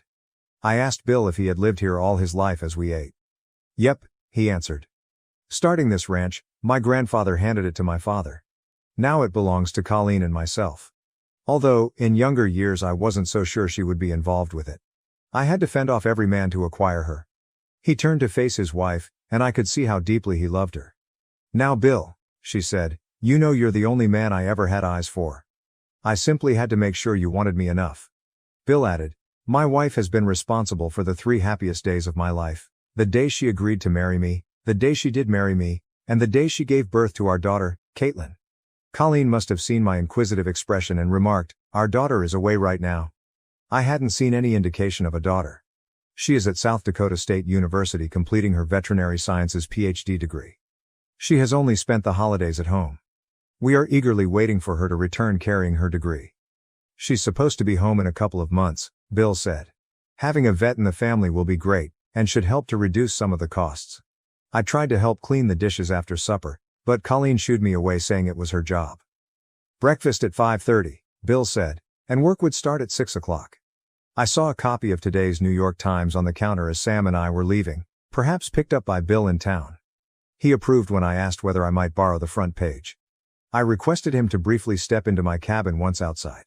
Inside I pulled out my digital camera and taught him how to operate it. I had him snap a close-up of me displaying the newspaper's front page. Though he never asked, I could see he was fascinated. He did ask about an alarm clock. I told him I had one. Saying he would see me in the morning, he went. I downloaded the image to my computer and wrote an email including a note to the police in my former hometown. The message said I had left town of my own free choice and I was alive and healthy. Selecting a national newspaper over a local one left my whereabouts vague. I emailed Jake asking him to utilize one of the nearby coffee shops with free internet access. My work email was probably still operational, hence I gave my password so he could transmit the original email and picture to the police without leaving any traceable roads. Assuming the police wouldn't commit significant resources to hunt a fugitive husband, this manner I planned to avoid appearing on any FBI or national missing person databases. That night I fell asleep peacefully. I got up at 5 the next morning, showered, and got dressed in time to walk to the main house with Sam. Bill told Sam to get me going installing fence posts in the hillside part after lunch. He pointed out a horse and saddle I would require following Sam to the barn. Drawing on his experience on his uncle's property, he appeared happy with the way I saddled the huge brown horse. We then selected 2 mules and attached saddle packs using a post hole digger to load fence posts. Bill joined us in the barn carrying a saddle scabbard and a Winchester Model 94. He explained it was mostly for the odd occasion when we might have to call down a sick cow. Sam and I mounted up and set off following the creek up into the hills, each leading a mule. Sam and I developed a rapport and had talks while we rode. Trusting he wouldn't betray my confidence, I told the tale of how I landed up in Montana. He returned with his own stories. After graduating from high school, he had married immediately only to find his ex-wife sleeping with another man. Driven by a flash of wrath, he had almost killed the man, earning a 5-year prison term. Bill spent the last 30 years here, and upon his release he was the only one ready to give him an opportunity. Sam said great things about Bill and Colleen, thinking of them as the salt of the earth. Half an hour later we arrived at the fence delineating the property limits. Sam saw that just about every third one of the posts required replacing. Not all of them had rotted or were near to each other. He stayed with me to make sure I was doing it right as I swapped the first 2. He advised working till about 4 o'clock so that I could make it to supper at 6 o'clock, have enough time to return, take care of the horse and mules. To make sure I wouldn't get lost, his parting words were to follow the stream back down. He turned around and left me by myself working. I moved along the line substituting fresh posts for old ones. I stopped at midday and pulled from my saddlebag the pork chop sandwiches Colleen had handed me in the morning. I ate my sandwiches then went back to work. The alert of my watch beeped at 4 o'clock in the afternoon. I realized I had set all but a few of the posts the mules had carried up. Leading the mules, I followed the fence line back to locate the brook and started down. I came upon a natural pool with streams in and out just before leaving the woods. Stopped to take in the scenery, I knew it was the most peaceful and lovely place on the property. I managed to unsaddle the animals and feed them in time back at the barn. Sam came to bed down his horse as I was caring for the others. Before dinner, When we savored steaks, we hurried to change and clean up. That evening, tired, I participated little in the discussion and excused myself right after dinner to go to bed. I went fast to sleep and slept deeply. I hurt all over when I woke up. My arms, shoulders, and legs throbbed. My hands hurt from running the post hole digger.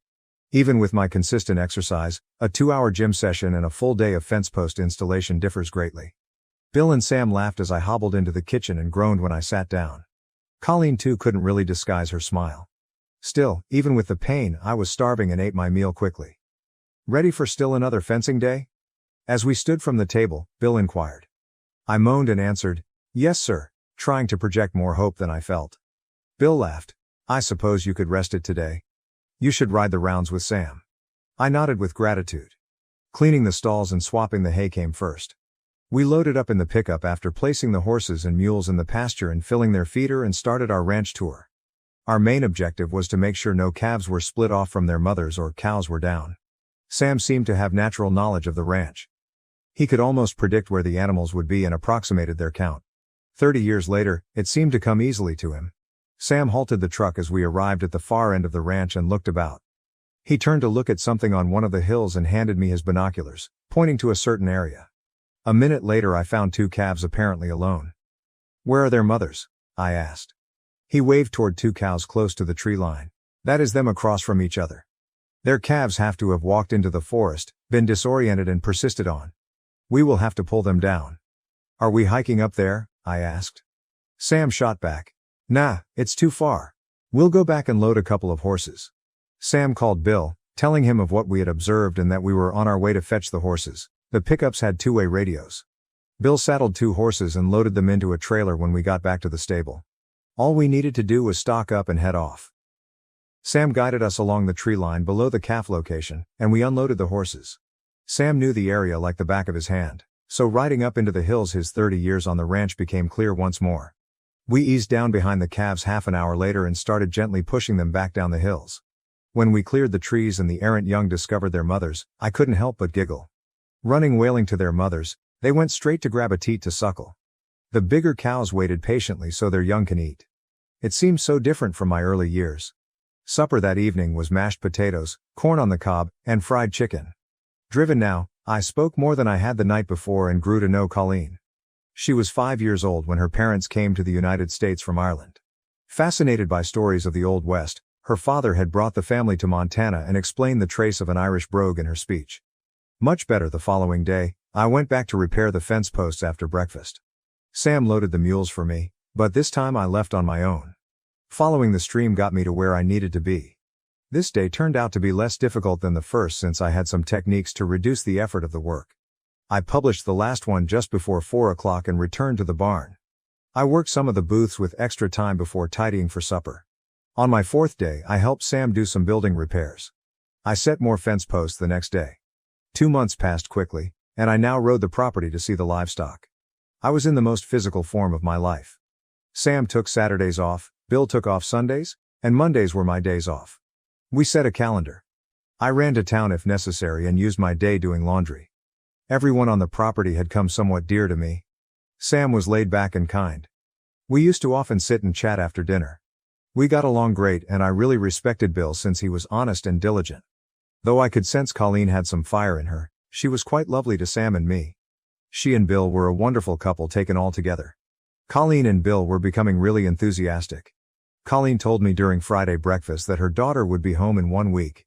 That day it was my turn riding a horse throughout the forest, looking for cattle that might have strayed into the hills. About 4 o'clock, I headed to the creek, turned to follow it down, and arrived at the pool below the waterfall. I stopped, got off, removed my shirt and knelt down to the water to dip my bandana into the cool stream. I started clearing the dust and sweat from my neck and cheeks. A whinny from downstream drew my eye and I turned to find a horse and rider heading right. I first assumed it was Colleen, but I soon understood this was a younger rendition of her. With her identical crystal blue eyes and red hair like her mother, this stunning woman could only be Caitlin. Riding up, she halted several feet from me. She asked in a chilly voice, "Who are you and what are you doing on this property?" As I got up and faced her. Saying, "The name's Carson, and I work here." "I don't believe you," she said. "My dad explained he couldn't afford to pay another hand." I was becoming a little annoyed at her hostile attitude even with her beauty. I said, "Yeah, I overheard that too. That's probably why I chuckle all the way to the bank each paycheck." She looked at me, whirled her horse around, and gave it a sidekick. I laughed to myself, pulled my shirt back on, remounted my horse and headed toward the barn. I later learned that Caitlin's parents had misinterpreted one another. She had arrived a few hours after I had gone out, much to their surprise. They assumed she was returning home the next week. She had spent the morning and early afternoon with her parents until she said she wanted to ride, something she liked to do but had not had time for at school. She hitched up then and rode to her preferred location, the pool and waterfall. I suppose after 2 months I was old news, and Bill and Colleen had omitted to mention me. I saw the rear of the redhead vanish inside as I made back off to the barn. I got off and started to walk my horse inside. Caitlin had been searching for her father when at last she came upon him in the barn. As she inquired, "Who is that man that was up at the waterfall?" I could plainly hear her strong voice. For a moment Bill considered and remarked, "That must have been Carson. He said he works here, but last time I was here you told me you couldn't afford to pay another hand," she remarked. "Well, he is right, he does work here," Bill said. "Regarding his pay, I doubt that is of relevance for your company." "Young woman, I still run this ranch." She choked. "But he said you pay him so much that he laughs all the way to the bank." I had wandered into the barn by then. She didn't notice me, she turned her back on me. Bill did. Grinning broadly, he replied, "Is that true, Carson? Should you believe you're overpaying, I can correct that." She whirled around, locking me in her look. "Well, I would hate to take advantage of you, Bill." I pulled my hat off with one hand and rubbed the back of my head with the other. "Just how much do you intend to lower my pay?" Bill and I started crying laughing at that. She simply kept glaring at both of us, not seeing the joke. "Sweetheart, just so you get that bee out of your bonnet, Carson gets to stay in the cabin next Sam's," Bill remarked. She followed with, "And what else?" "That, and he gets to eat your mother's fine cooking," Bill said. She persisted. "So you're claiming you aren't paying him? Why would he labor for no result?" "He has his reasons, it's not my place to tell you," Bill answered. Then I contributed. "Working to have a chance to taste your mother's cooking is worth a lot, and I don't think she would like to hear you say that it's nothing." She glowed one more at me and bolted from the barn. Shaking his head, Bill added, "She reminds me so much of her mother when she was young. I never imagined I would be carrying Colleen to dinner that evening." Caitlin followed us. She threw me another stinging glance when I walked into the kitchen, seated opposite Sam on the other side of the table. I held out until everyone had loaded their plates before talking. "Your mother tells me you have finished your doctorate in veterinary medicine," I added in a friendly way. Her one-word response, offered without looking up, was, "Yeah." I went on. "Sam says he's nearly 30 miles away and that there is only one other vet in the vicinity. I have no doubt that you will be quite helpful to the people living here." She looked up at my comment and I assumed her eyes softened a little. "Certainly, that would be Dr. Harrison. He is often needed in more than one location at once and has more business than he can manage." Then Colleen said, "I agree with you, Carson. Our Caitlin will deliver a first-rate performance." Throughout the rest of the dinner, Caitlin spoke with her parents and Sam, who had been on the ranch since before she was born. She avoided direct contact with me and I often kept silent. This was her homecoming, and I knew Sam's parents wanted to know what had been happening in her life while she was overseas. I hurried away to turn in as soon as I finished eating. When I got back to my cabin, I looked through my email and found one from Jake. He claimed to have casually asked a friend of his on the police force whether they still regarded me as a missing person. Everything had been dropped, his friend stated, after they got the email including the photo I had provided them. Regarding Janice, Brandon had evidently thrown her as soon as he saw I'd vanished with all the money, and it seemed unlikely Janice would be able to get her hands on any of it soon. She was working as a waitress in a city apartment, obviously unable to afford the rent on the property we had been living in. She lacked the funds to get a lawyer to follow after me. She had evidently only married me for my money, and her boyfriend had only desired her for the same reason. My money. I considered it humorous. Though I now only did it every third or fourth day, I was still building fence posts. I had left the hills and was down where I could drive the pickup to where I worked. Loading the posts in the truck's rear rather than on the mules made sense. The morning Caitlin got home, I filled the pickup with posts and drove to where I had left off. I walked to the truck during my regular lunch break and discovered I had forgotten my meal. Colleen would make sure we had lunch if any of us were working far from the main home all day. I suppose I spaced out picking mine. Although I could have driven back to the house, I figured missing one supper would not kill me. Just setting a post about half an hour later, I was attaching the wire when I heard a car approaching. Looking back, I saw among the ranch vehicles one of them. The truck stopped exactly as I was finishing with that post. Turning around, I found Caitlin getting startled. Like the little sacks Colleen packed our lunches in, she carried a little bag. Shoving the sack toward me. "Mama said you forgot your lunch," she said. "I grabbed it from her out here." "Thanks, Caitlin," I answered. That was rather courteous. As usual, I checked the sack and found 2 sandwiches. She shook her head no as I pulled one out for her. I offered the other. I rolled my shoulders and headed to eat from the truck's tailgate.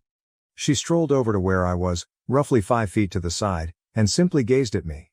I ate with my eyes fixed in front of me. At last she questioned, "Why are you here?" Turning, I gazed at her and decided to play a little with her. "You can't tell anybody. I stashed the money after robbing a bank. I'm hiding here till the heat is off so I can get the cash." Her eyes became wide initially, then she sent me a glare. She sighed, turned to go, saying, "You're a real clown." I waited to contact her until she reached her truck midway. She halted, then turned slowly around. I wed someone who only wanted the things I could offer her and never loved me. I got up here because I just wanted to temporarily escape what I knew. She fixed another glance at me, and I believe she determined this time I was speaking the truth. She nodded her head and went silent once again. I considered what her dad had said about her mother behaving like that at her age as she drove away. He said he had calmed her, but I thought the key was their love for one another. Less than 24 hours had passed since I first saw Caitlin, and I could not see any man taming that fiery redhead. That evening's dinner was essentially a replay of the evening before. Caitlin talked with Sam and her parents. She didn't know me, hence we had nothing in common and I didn't feel slighted. Actually, Bill went to answer a knock on the door while we were just completing dinner. He entered the kitchen, then followed by a man my age. Women would have called him tall, black and attractive. With great enthusiasm, Caitlin called his name, leaped from her seat and hugged the person. They were clearly gabbing away about how long it had been since they had seen each other, clearly knowing one another.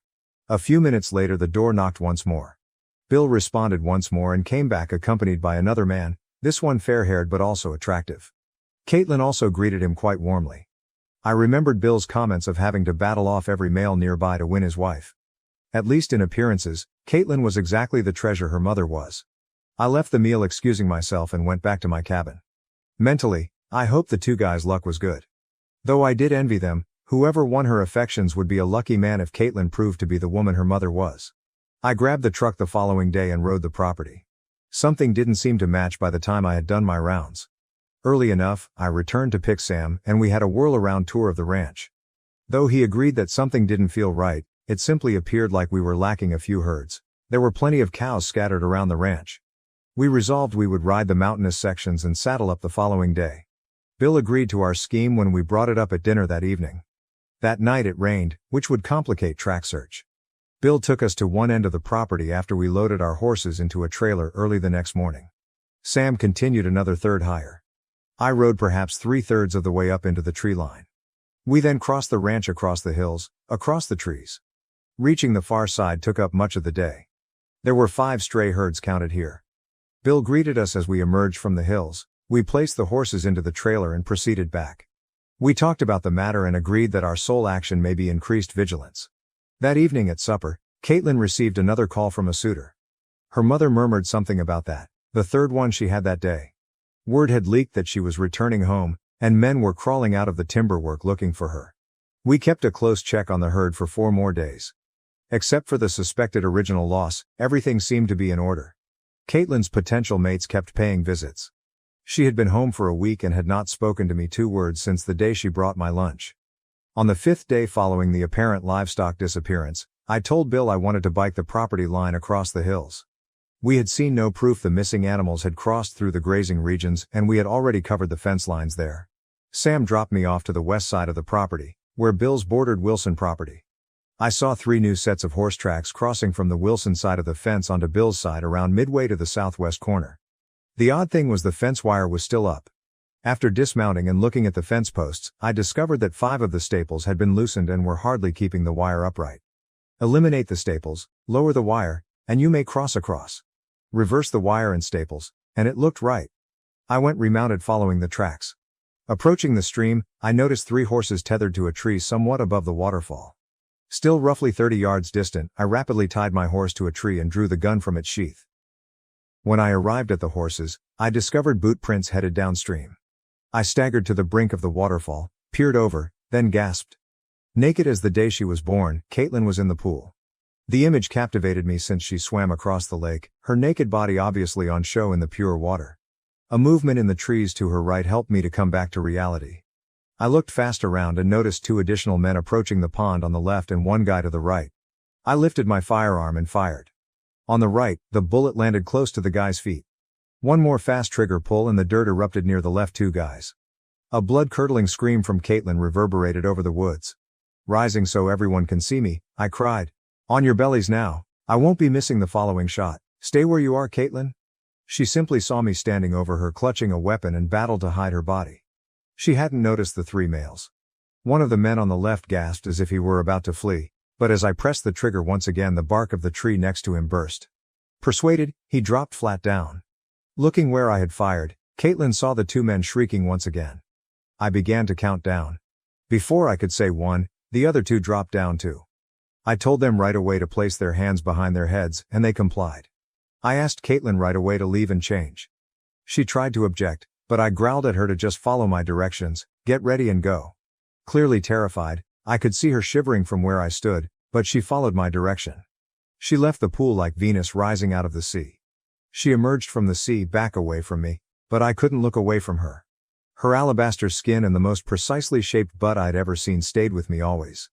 She just put on her jeans and blouse, swung up upon her horse and kicked once to be across the woods. I told the men one by one to get up on their knees and then lie back down when she was away. I sighed with relief just when all 3 were before me. I judged it time for a bluff. What then ought I to do with you 3? I could just shoot you in the legs and see you die slowly.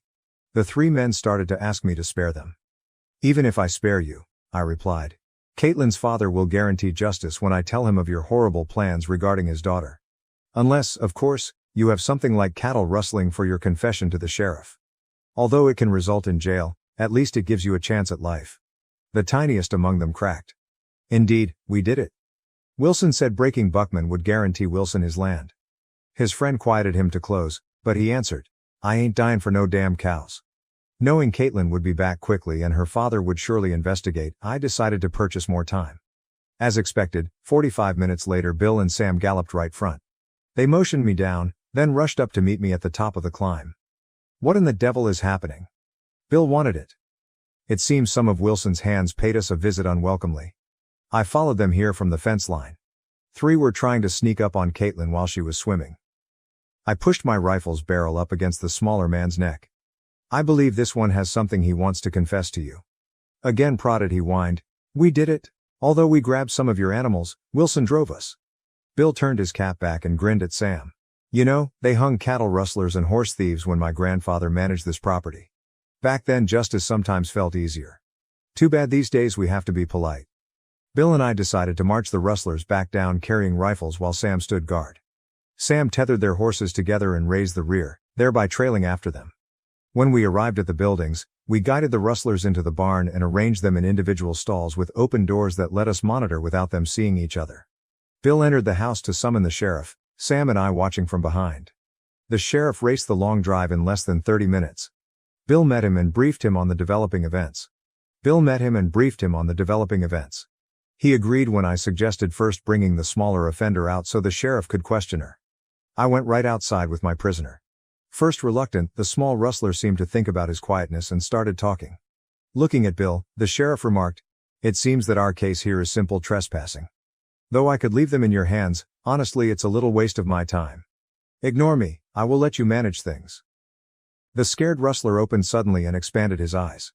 The sheriff called for assistance as he quickly pulled the truth.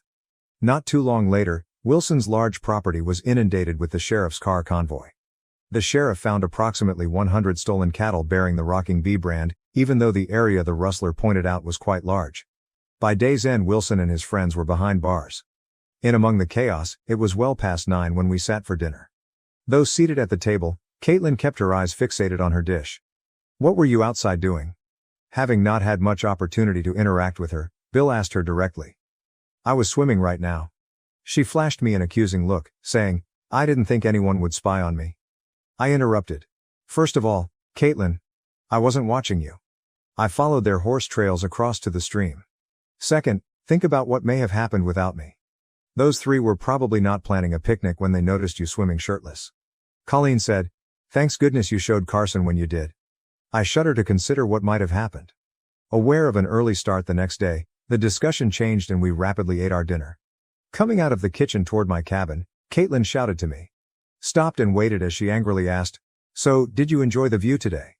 Anticipating thanks proved overly optimistic, so I said, let's just say I'd be dishonest if I claimed it wasn't breathtaking.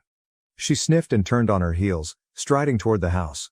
I stood shaking my head, realizing there was something about me that regularly hooked her. Bill had to go into town formally charging Wilson the next day. Returning the pilfers of cattle to their proper area would take several days since the prosecutor had to first completely document the case. Sam and I worked through some of the barns renewing the paint all day. We had lunch in the kitchen, but Caitlin declined to join us, a choice that would have been perfectly acceptable. Bill came back early in the afternoon but waited until dinner to report the changes. Wilson and his friends will be released on bond since this wasn't a capital case, he said. Although he expected no more conflict, he advised us to be alert. Looking at his daughter, he grinned cheekily and remarked, if you're planning on another nude swim anytime soon, maybe you should take Carson along, for protection. Her cheeks was red and she staggered as she stood and hurried to her room. Bill and Sam burst out in laughter, and even Colleen found herself giggling. I laughed at their pace. We started our dinner when the laughs stopped. Bill kept his gentle mocking going. I truly owe thanks to Carson. Wilson might have financially risked this property rather significantly. You are well worth every penny. We had yet another round of jokes. 3 days later Bill was informed he could have his livestock back. Riding with a sheriff's escort, we loaded 3 horses into a trailer and headed to Wilson's Flying Doll Ranch. Once we had the horses unloaded, Colleen came along to run the truck and trailer back. Starting to drive the cows back toward his ranch, Bill, Sam and I rode ahead and loosened a section of the fence line as we neared the Rocking Bee Ranch so the cattle could pass over. Content with the day's work, we tightened the fencing and rode back to the main house after making sure every cow was back where it belonged. Caitlin had filed for her veterinarian license during this period. She could only tend to the animals on her father's property for now, while the approval procedure usually took 45 days. I would find her all around the place and, naturally, at mealtimes. If I could catch her eye, despite her silent treatment, I would grin broadly and wriggle my eyebrows, always enough to make her flush. 2 weeks following the waterfall incident, we discovered ourselves in the barn at the same time. Been enjoying any swims lately? I asked. She walked up, inches apart, and glowed at me. Why are you such a **** hole? I shrugged, laughed and asked, why are you such a B**********? Her right hand sought my face, but I moved quickly to seize her wrist before she could hit. Still undeterred, she attempted with her left and I caught that too. Pushing both hands behind her back, I pinned her and drove her body against mine. I dropped my face slowly near hers. She gazed at me but did not try to break away. If you were mine, I'd put you over my knee and spank your butt, I remarked then. Pulling back, she said, you wouldn't dare. I let off suddenly, and she dropped backward crashing on her butt. I just got rid of one woman who doesn't care about me. I'm not wasting my time on another. I wouldn't dare. She was the one who used to storm off first, but this time it was my turn. I walked out of the barn, leaving her on the ground. I saw her just before dinner. She avoided me predictably, but I couldn't interpret the look she gave me. Not that I ever claimed to know women anyhow. That proved true in my marriage to Janice. The next day I was in the barn looking over the stalls when Bill entered. Knowing Sunday was his day off, I reasoned he wanted to chat. I questioned whether Caitlin had told him about the incident from the previous day and whether he had come to urge me to leave. As he neared, I stopped working. I heard you and Caitlin had a little showdown yesterday, he stated then. That addressed my concern about whether Caitlin had told her father, but I sensed a glitter in his eyes. Sure, you might say that, I replied. Most likely my fault. He went on. Maybe, maybe not. Her problem, in my opinion, is her uncertainty of what to regard you. She considered you to be here for something first, then you turned into the hero saving the ranch and her. Why you aren't following after her like the other local young men is something she finds incomprehensible. Like her mother at her age, Caitlin is accustomed to having men encircling her little finger.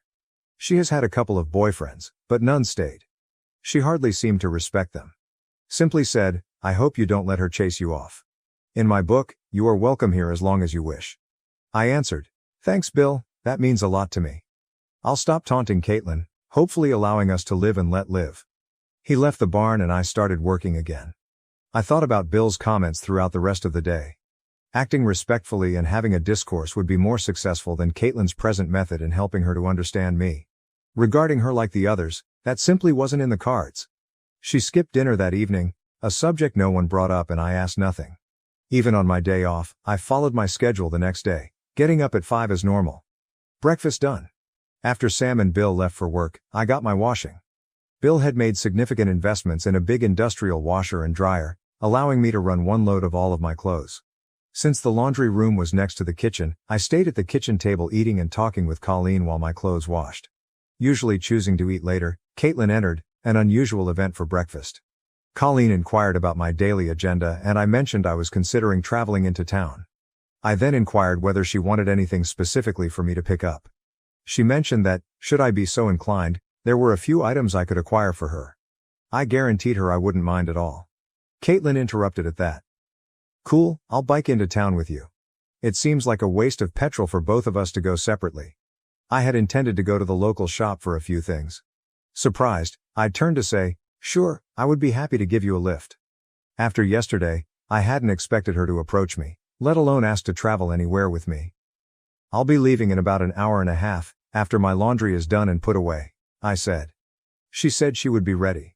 She sat at the table, silent as Colleen and I carried on our talk after finishing cooking something to eat. Later when I left my cabin, she came out from the rear door looking gorgeous in a turquoise sundress that matched her red hair. She clearly wanted for me to see her. Keeping the passenger side door open for her, I saw her slide inside the car. We started off, and she watched the countryside silently for half of the journey. She said suddenly, I thought you were going to kiss me yesterday. I looked at her, but she appeared to be staring out the side window and her face eluded me. So I answered, well, while that may not have been unpleasant, I do have a rule about not forcing unwanted affections upon unreceptive females. Her head whirled around out of the corner of my vision, and I knew she was staring at me. She sat silently, but I detected sporadic looks in my direction. We turned around and entered the general store. She had a list of things her mother wanted and I had to pick some fresh pairs of pants and blouses. An hour later we got everything loaded. Lunchtime arrived, and I was hungry. I had one more visit at the hardware shop for a few things for Bill. She agreed when I advised we stop for a bite to eat. We drove into the same diner where Bill and Colleen had first met. We ordered our food and set a table across from one another. Sitting in quiet, I started to consider maybe I should have gone directly to the hardware store and then back to the ranch. The door swung open just then, 3 men walking in. 2 of them were the guys who had come knocking on Caitlin. They rushed for our table, the third stood behind me while 2 took seats on either side. They started chatting to her and ignored me. Rising from my seat, I pointed for the third one to settle in as I proceeded to the next table. I motioned the waitress over to have her place our lunch in front of me when she delivered it. I ate fast, without looking at the conversation happening at Caitlin's table.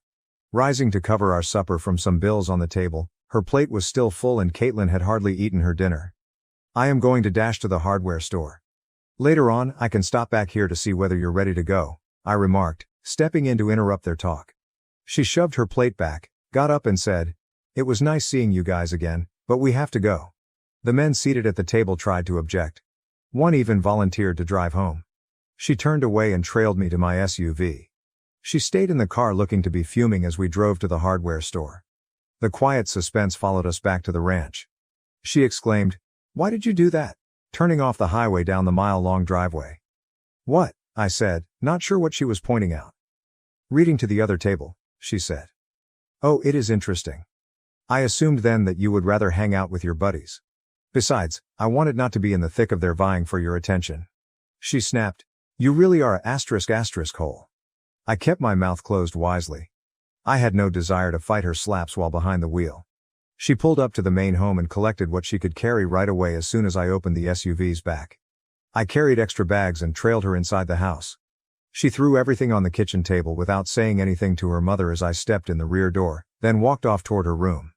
Colleen turned to ask a dubious question. I said, I guess I'm in a *** hole, shrugging. She laughed and moved up to lay a hand on my arm. I have never seen someone affect Caitlin the way you seem to have. I responded, I guess I was born to just piss her off. She left me wondering when she said, I'm not so sure about that. I went back to my cabin and tucked up my fresh wardrobe. Choosing to get out from under confinement, I saddled a horse in the barn. I ended up sitting at the top of the waterfall sitting out. The weather was good, so I tied the horse to a tree and sat at the fall's edge staring down the still pool. Caitlin rode up below me, getting off her horse, half an hour or maybe longer seated there. Not wanting to be accused of spying in case she was skinny dipping once more, I grabbed a stone and threw it down to produce a splash in the water. She turned around looking for the noise source and saw me. She expected to be leaving, but instead mounted her horse and galloped up to where I was seated. Was walking toward me from her horse, which was hitched beside mine. Rising, I moved away from the brink in case she intended to shove me off. Stopped inches from me, she said, "You're a **** hole. And you're still a B***********, I said. I skipped waiting for her slap this time. I held her about the waist and kissed her, releasing her fast. She grabbed my arm and turned me back around even as I tried to approach my horse. When she grabbed behind my neck and drew me in for another kiss, I was astounded. We discovered ourselves in an enthusiastic hug. Our clothing vanished and we had a great time as the enthusiasm developed. Our breathing settled gradually, and we stayed in a quiet embrace. We groomed, mounted our horses, and rode back. She turned and headed to the main house after stealing our mount silently. I went back to my cabin in a haze and slid into the shower. One thing became very clear: I felt far more for this fascinating woman than I had admitted to myself. I hardly had time to get dressed for dinner. Bill, Colleen, Sam were already in the kitchen when they arrived, but Caitlin was nowhere to be seen. She came in as we were seated and chose the chair next to mine instead of her normal spot near Sam. Bill and Colleen looked at one another, and Caitlin just grinned politely. She animatedly spoke during dinner. Though curious, her parents avoided questioning why their daughter was in such great spirits. She helped her mother tidy the kitchen after dinner while Sam and I returned to our cabins. Just as I had snuggled between the sheets, my door knocked softly. Wearing just my boxers, I unlocked the door and Caitlin slid inside, toward my arms. We kissed tenderly, and she led me back to my bed following her clothes shedding. Once more, we made love before nodding out into each other's embrace. The sudden arrival of 5 a.m. made me groggy, reach over and turn off the screaming alarm. I forced myself from bed with tremendous reluctance. I left a soft kiss on her head, then lit the bathroom and got ready for the day before sliding out of the cabin. I couldn't ignore Bill and Colleen's careful looks during breakfast. I asked whether they knew where their daughter disappeared to at night. I loaded the pickup after the dinner so I could install fence posts another day. Working on a ranch by yourself gave lots of time for reflection. My thoughts turned to my recent past, amazed that only 3 months had passed since divorcing my wife. It seemed like a lifetime. I thought about the meaning Bill, Colleen, and Sam had in my life. Then my thoughts turned to the lovely Caitlin and the shared events from yesterday. I thought about the kind of love her parents embodied. I found once more at lunch that I had neglected to pack my lunch. The idea came to me and I heard a pickup racing toward me. Caitlin shot out, sprinting toward me with a bag. She launched herself at me, planted a passionate kiss, then handed me the bag. Ignoring the supper, I drew her in for another passionate kiss. I set my post to her a few times even though I didn't mark as many fence posts that day. We also found time to converse throughout our passionate times. I shared specifics of my past life, including how my ex-wife had betrayed me. I told her, "The only way I will leave is if you tell me to go." She came home at last, and I completed today's tasks. She was in the kitchen when I arrived, having a shower and changing, once more selecting the seat next to mine. A knock at the front door mid-meal was heard. Bill responded and came back carrying the same man who had first called on Caitlin. Caitlin gazed at him, her face unreadable, the minute he was seated. "I was wondering if you might want to go for a drive," he asked. Driving was practically a euphemism for going on a date in this section of the nation where choices were few. "I appreciate the offer, but I don't think my boyfriend would like it," Caitlin said. She slanted over to kiss my cheek. Blushed and flustered, Mr. Tall, Dark, and Handsome hurried out. That conversation let our friendship be seen clearly. Looking at Bill and Colleen, I saw approving smiles. Bill wore a huge smile. We had formally become a couple. Local males calling on Caitlin stopped paying visits in the next few days. She made it abundantly apparent she was not accessible. I figured out how I might help her with her ideas. She was looking for a loan from the bank to buy the tools her veterinary company needed. The only choice was to have her father list the ranch as collateral. The bank was reluctant to grant an unsecured loan. She was not sure she should ask him. "I recommend a few days. I might have an answer." I opened an account under the pretense of a fictional loan company by calling my offshore bank. On my computer, Caitlin completed a loan application that I had configured to direct to my email. 2 days later, I informed her loan had been approved and a wire transfer would be delivered to her account. The news delighted her, but she wondered why the loan only carried a 2% annual rate. They were a non-profit charitable group lending money to people they thought would benefit the community, I said. I knew she was too proud to take the money, even if I could have just given her it. Having acquired her degree by diligence, she was resolved to achieve on her own terms. She had bought a new van, turned into a mobile veterinarian office with all the required tools by the time her license was issued. Local ranchers called for her services as word of her license status got out. Many evenings Caitlin stayed in my cabin with me. Bill and Colleen seemed to have no objections even though they knew she was old enough at 27 to be making her own decisions. Wilson and his team faced trial 3 months later. The case was really simple. The smallest man cooperated with the prosecutors, getting 2 years of probation instead of jail. Each of the 5 other hands Wilson hired received 5 years in prison. Wilson, the brains behind the rustle, was sentenced to 10 years and fined $50,000. I looked into him and his ranch when he was sent to jail. There was no one left to handle the ranch when he found he was single with no family in the vicinity and with all his hands imprisoned. This let me create a fresh strategy. But before I started it, I had to conclude my divorce, some unresolved stuff. It was unacceptable to me to consider Janice having half my money. I sought help once more from my friend Jake to reach this.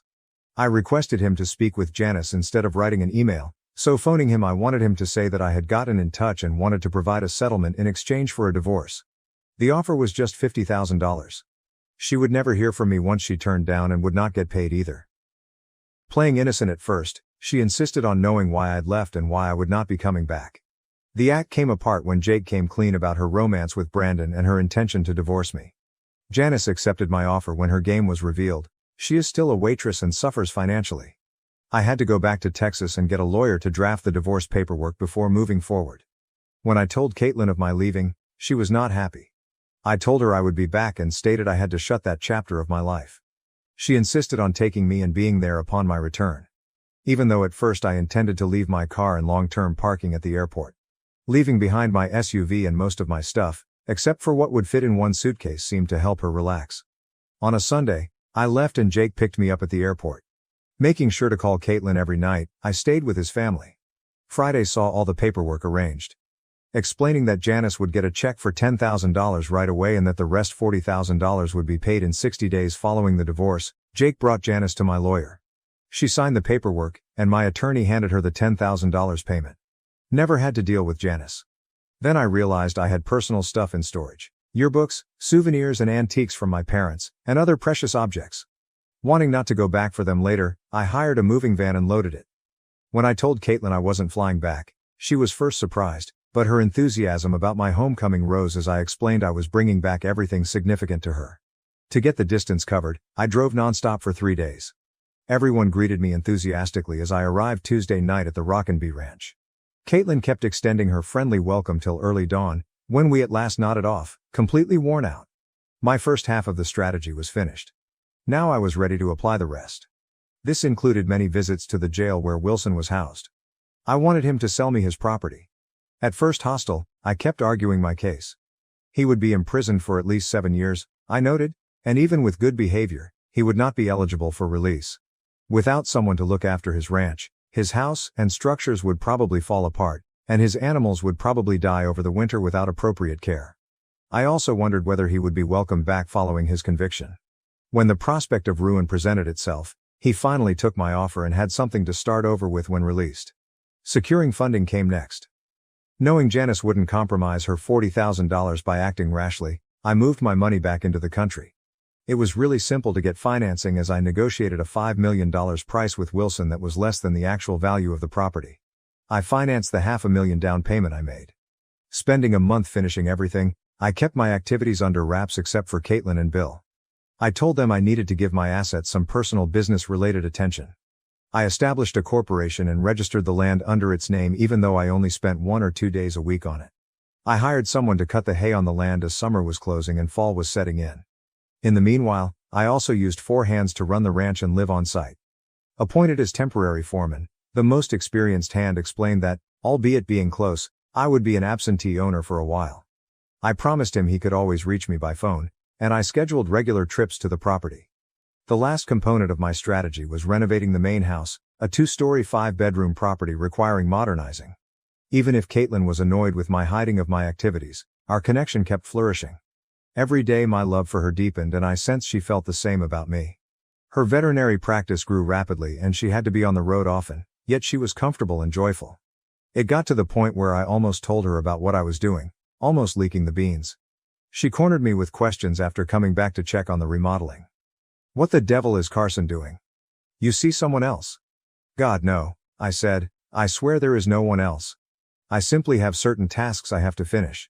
Please believe me, I will shortly tell you everything. Please start to believe me." "Okay Carson, I do trust you, but you better tell me what's going on soon, or I'm going to kick your ass," she added, examining my face in quest of the truth. I grabbed her and planted all the love I could on a kiss. The main house renovation was finished as spring started and calving season got underway.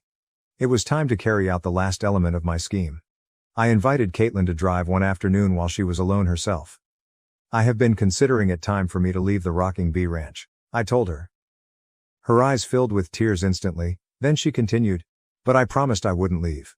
I had timed it to coincide with our arrival to the former Flying Doll Ranch's gate. I turned in and was going down the private road. "I wasn't particularly intending to travel far," I said. She turned to glance about, obviously perplexed. I'm not sure she listened to what I said. She then inquired as to our activities on Wilson's territory. I put off responding until we arrived at the main home. I told her to come on so I could show her something. Out of the truck, I walked around opening her door. I took her hand and walked her to the front door, opening it. "What the heck are we doing?" she said once again. "For this we might run afoul of rules." I advised her to unwind, that Wilson no longer owns the ranch, and that we should look about. I wanted to find out her opinion of the house. We walked through the bedrooms upstairs, then returned downstairs. The living room was spacious, the den was elegantly paneled, 2 rooms set up as home offices, and last but not least the kitchen. Her look told me she was delighted at the new kitchen. The one room with furniture was the one I meant to use for my office. The rest of the house waited for her choices about its furnishings. When I asked her what she thought of the house, she replied it was rather lovely. When I then questioned whether she felt she could live there, she exclaimed, "What the hell is going on?" She was clearly perplexed and growing agitated. I lowered to one knee and reached into my jacket pocket with a hand. I told Wilson I did and that she could live on the ranch as my wife. Wilson no longer owned it. She answered in an unexpected tone, "You own the house?" I nodded furiously, and she said, "Yes." I then pulled the engagement ring from my pocket, held it up and asked her to marry me. Her face wrinkled and tears flooded her eyes. I first assumed I had made a mistake till she tackled me into my back and planted lips over my face. She then held her finger so I could slide the ring on. She then turned about the house with fresh eyes, running from room to room and closely looking at everything. I waited calmly till she returned sprinting back into my arms. She exclaimed fervently, "The house is beautiful, I love it." She followed me across the room to 2 doors opening off a hall. I added, "There are 2 offices, one for you to run your business from and one for me," receiving yet another long kiss. After guiding her into the office with the desk, I brought out a big sheet of paper. Its sketch had a property gate bearing the name C Ranch above it. Examining it closely, she wondered what the C meant. "It stands for Carson and Caitlin Ranch," I told her. I joined her, stripping her off when she started tugging at my clothes. She was crying. I set her atop the desk, and together we christened the office with our love. We made love in every room of our new house in the next few days. It was time to go tell her parents, once we had recovered and changed clothes. I believe she floated out to the truck, clearly delighted. A few minutes after 6 we returned and Bill, Colleen and Sam were already in the kitchen having dinner. Walking in together, Caitlin waved her left hand and shrieked, "We're getting married!" Bill and Sam came over, pumped my hand and patted me on the back while Colleen got up and ran over to hug her daughter. Then Caitlin hugged her father and Sam, and my future mother-in-law gave me a huge hug. Once things cooled off, we all sat down to eat. Caitlin waited till everyone finished their meals. "Of course, this means we will be moving," she remarked as apathetically as could be. Bill, Colleen, and Sam said simultaneously, "What?" I answered, "Well Bill, you know how Wilson wanted to combine his ranch with yours?" She pressed me to inform them. I reasoned it might be a benefit. Standing angrily, Bill shouted, "There's no way in hell the Flying Doll is going to get his ranch." Laughing, I advised him to cool off. "It's no more the Flying Doll but the C Ranch," The new owners are seated at your table right now. Confused, he asked me what I was referring to. I bought out Wilson. Now, Double C, Carson and Caitlin own the ranch, I said. Colleen realized it immediately. Bill sat down, turned to face Colleen, and she nodded her head. We shook on his hand he held across the table to me. Damn it, Carson, I accept your offer, although this will take some getting used to. I answered, this implies Sam will be the head foreman since we will have more hands to monitor. And now I get to remove all those fence posts I labored so hard to install on that side of the property. Everyone laughed. That evening was a noisy party. Caitlin wore me out and slept at my cabin overnight. The next morning we arrived late for breakfast, yet everyone was still in the kitchen when we arrived. They were waiting for us to eat so that Caitlin might show off our new house and we could all go over to the Double C Ranch. Everyone was amazed. I watched Colleen glare angrily at the rebuilt kitchen. Caitlin and her mother spent a month furnishing the house. On our wedding night, it was ready to move into. We married on the Double C Ranch. Respected and well-liked, Bill and his family invited ranchers and their families from miles around to mark the occasion. I was invited into Caitlin's life as her husband, Bill's son-in-law, and new Double C Ranch owner. We at last got to bed later that evening and stayed there, having love all evening and most of the next day. We would still be there, but on our third day of marriage I brought her to Fiji for a tropical honeymoon. Our first roundup that year turned out nicely, and we sold a lot of cattle for a good profit. A good amount went into loan payoff, but Caitlin's company was allowing us to live comfortably. We even built Sam a wonderful new house, and he now lives in town with an age-appropriate partner. We might be having another wedding very soon. Another year has passed, and my lovely wife recently delivered the most amazing news: she is pregnant. We are going to be parents. One last note before I leave. I know some who would argue I should have signed a prenuptial agreement and paid my lesson the first time. If so, you really have not come to know my Caitlin. She isn't Janice. She takes care of our house and gives her job great effort. She is the daughter of her mother and loves me daily with just me. Every day peering into her blue Irish eyes, I find love.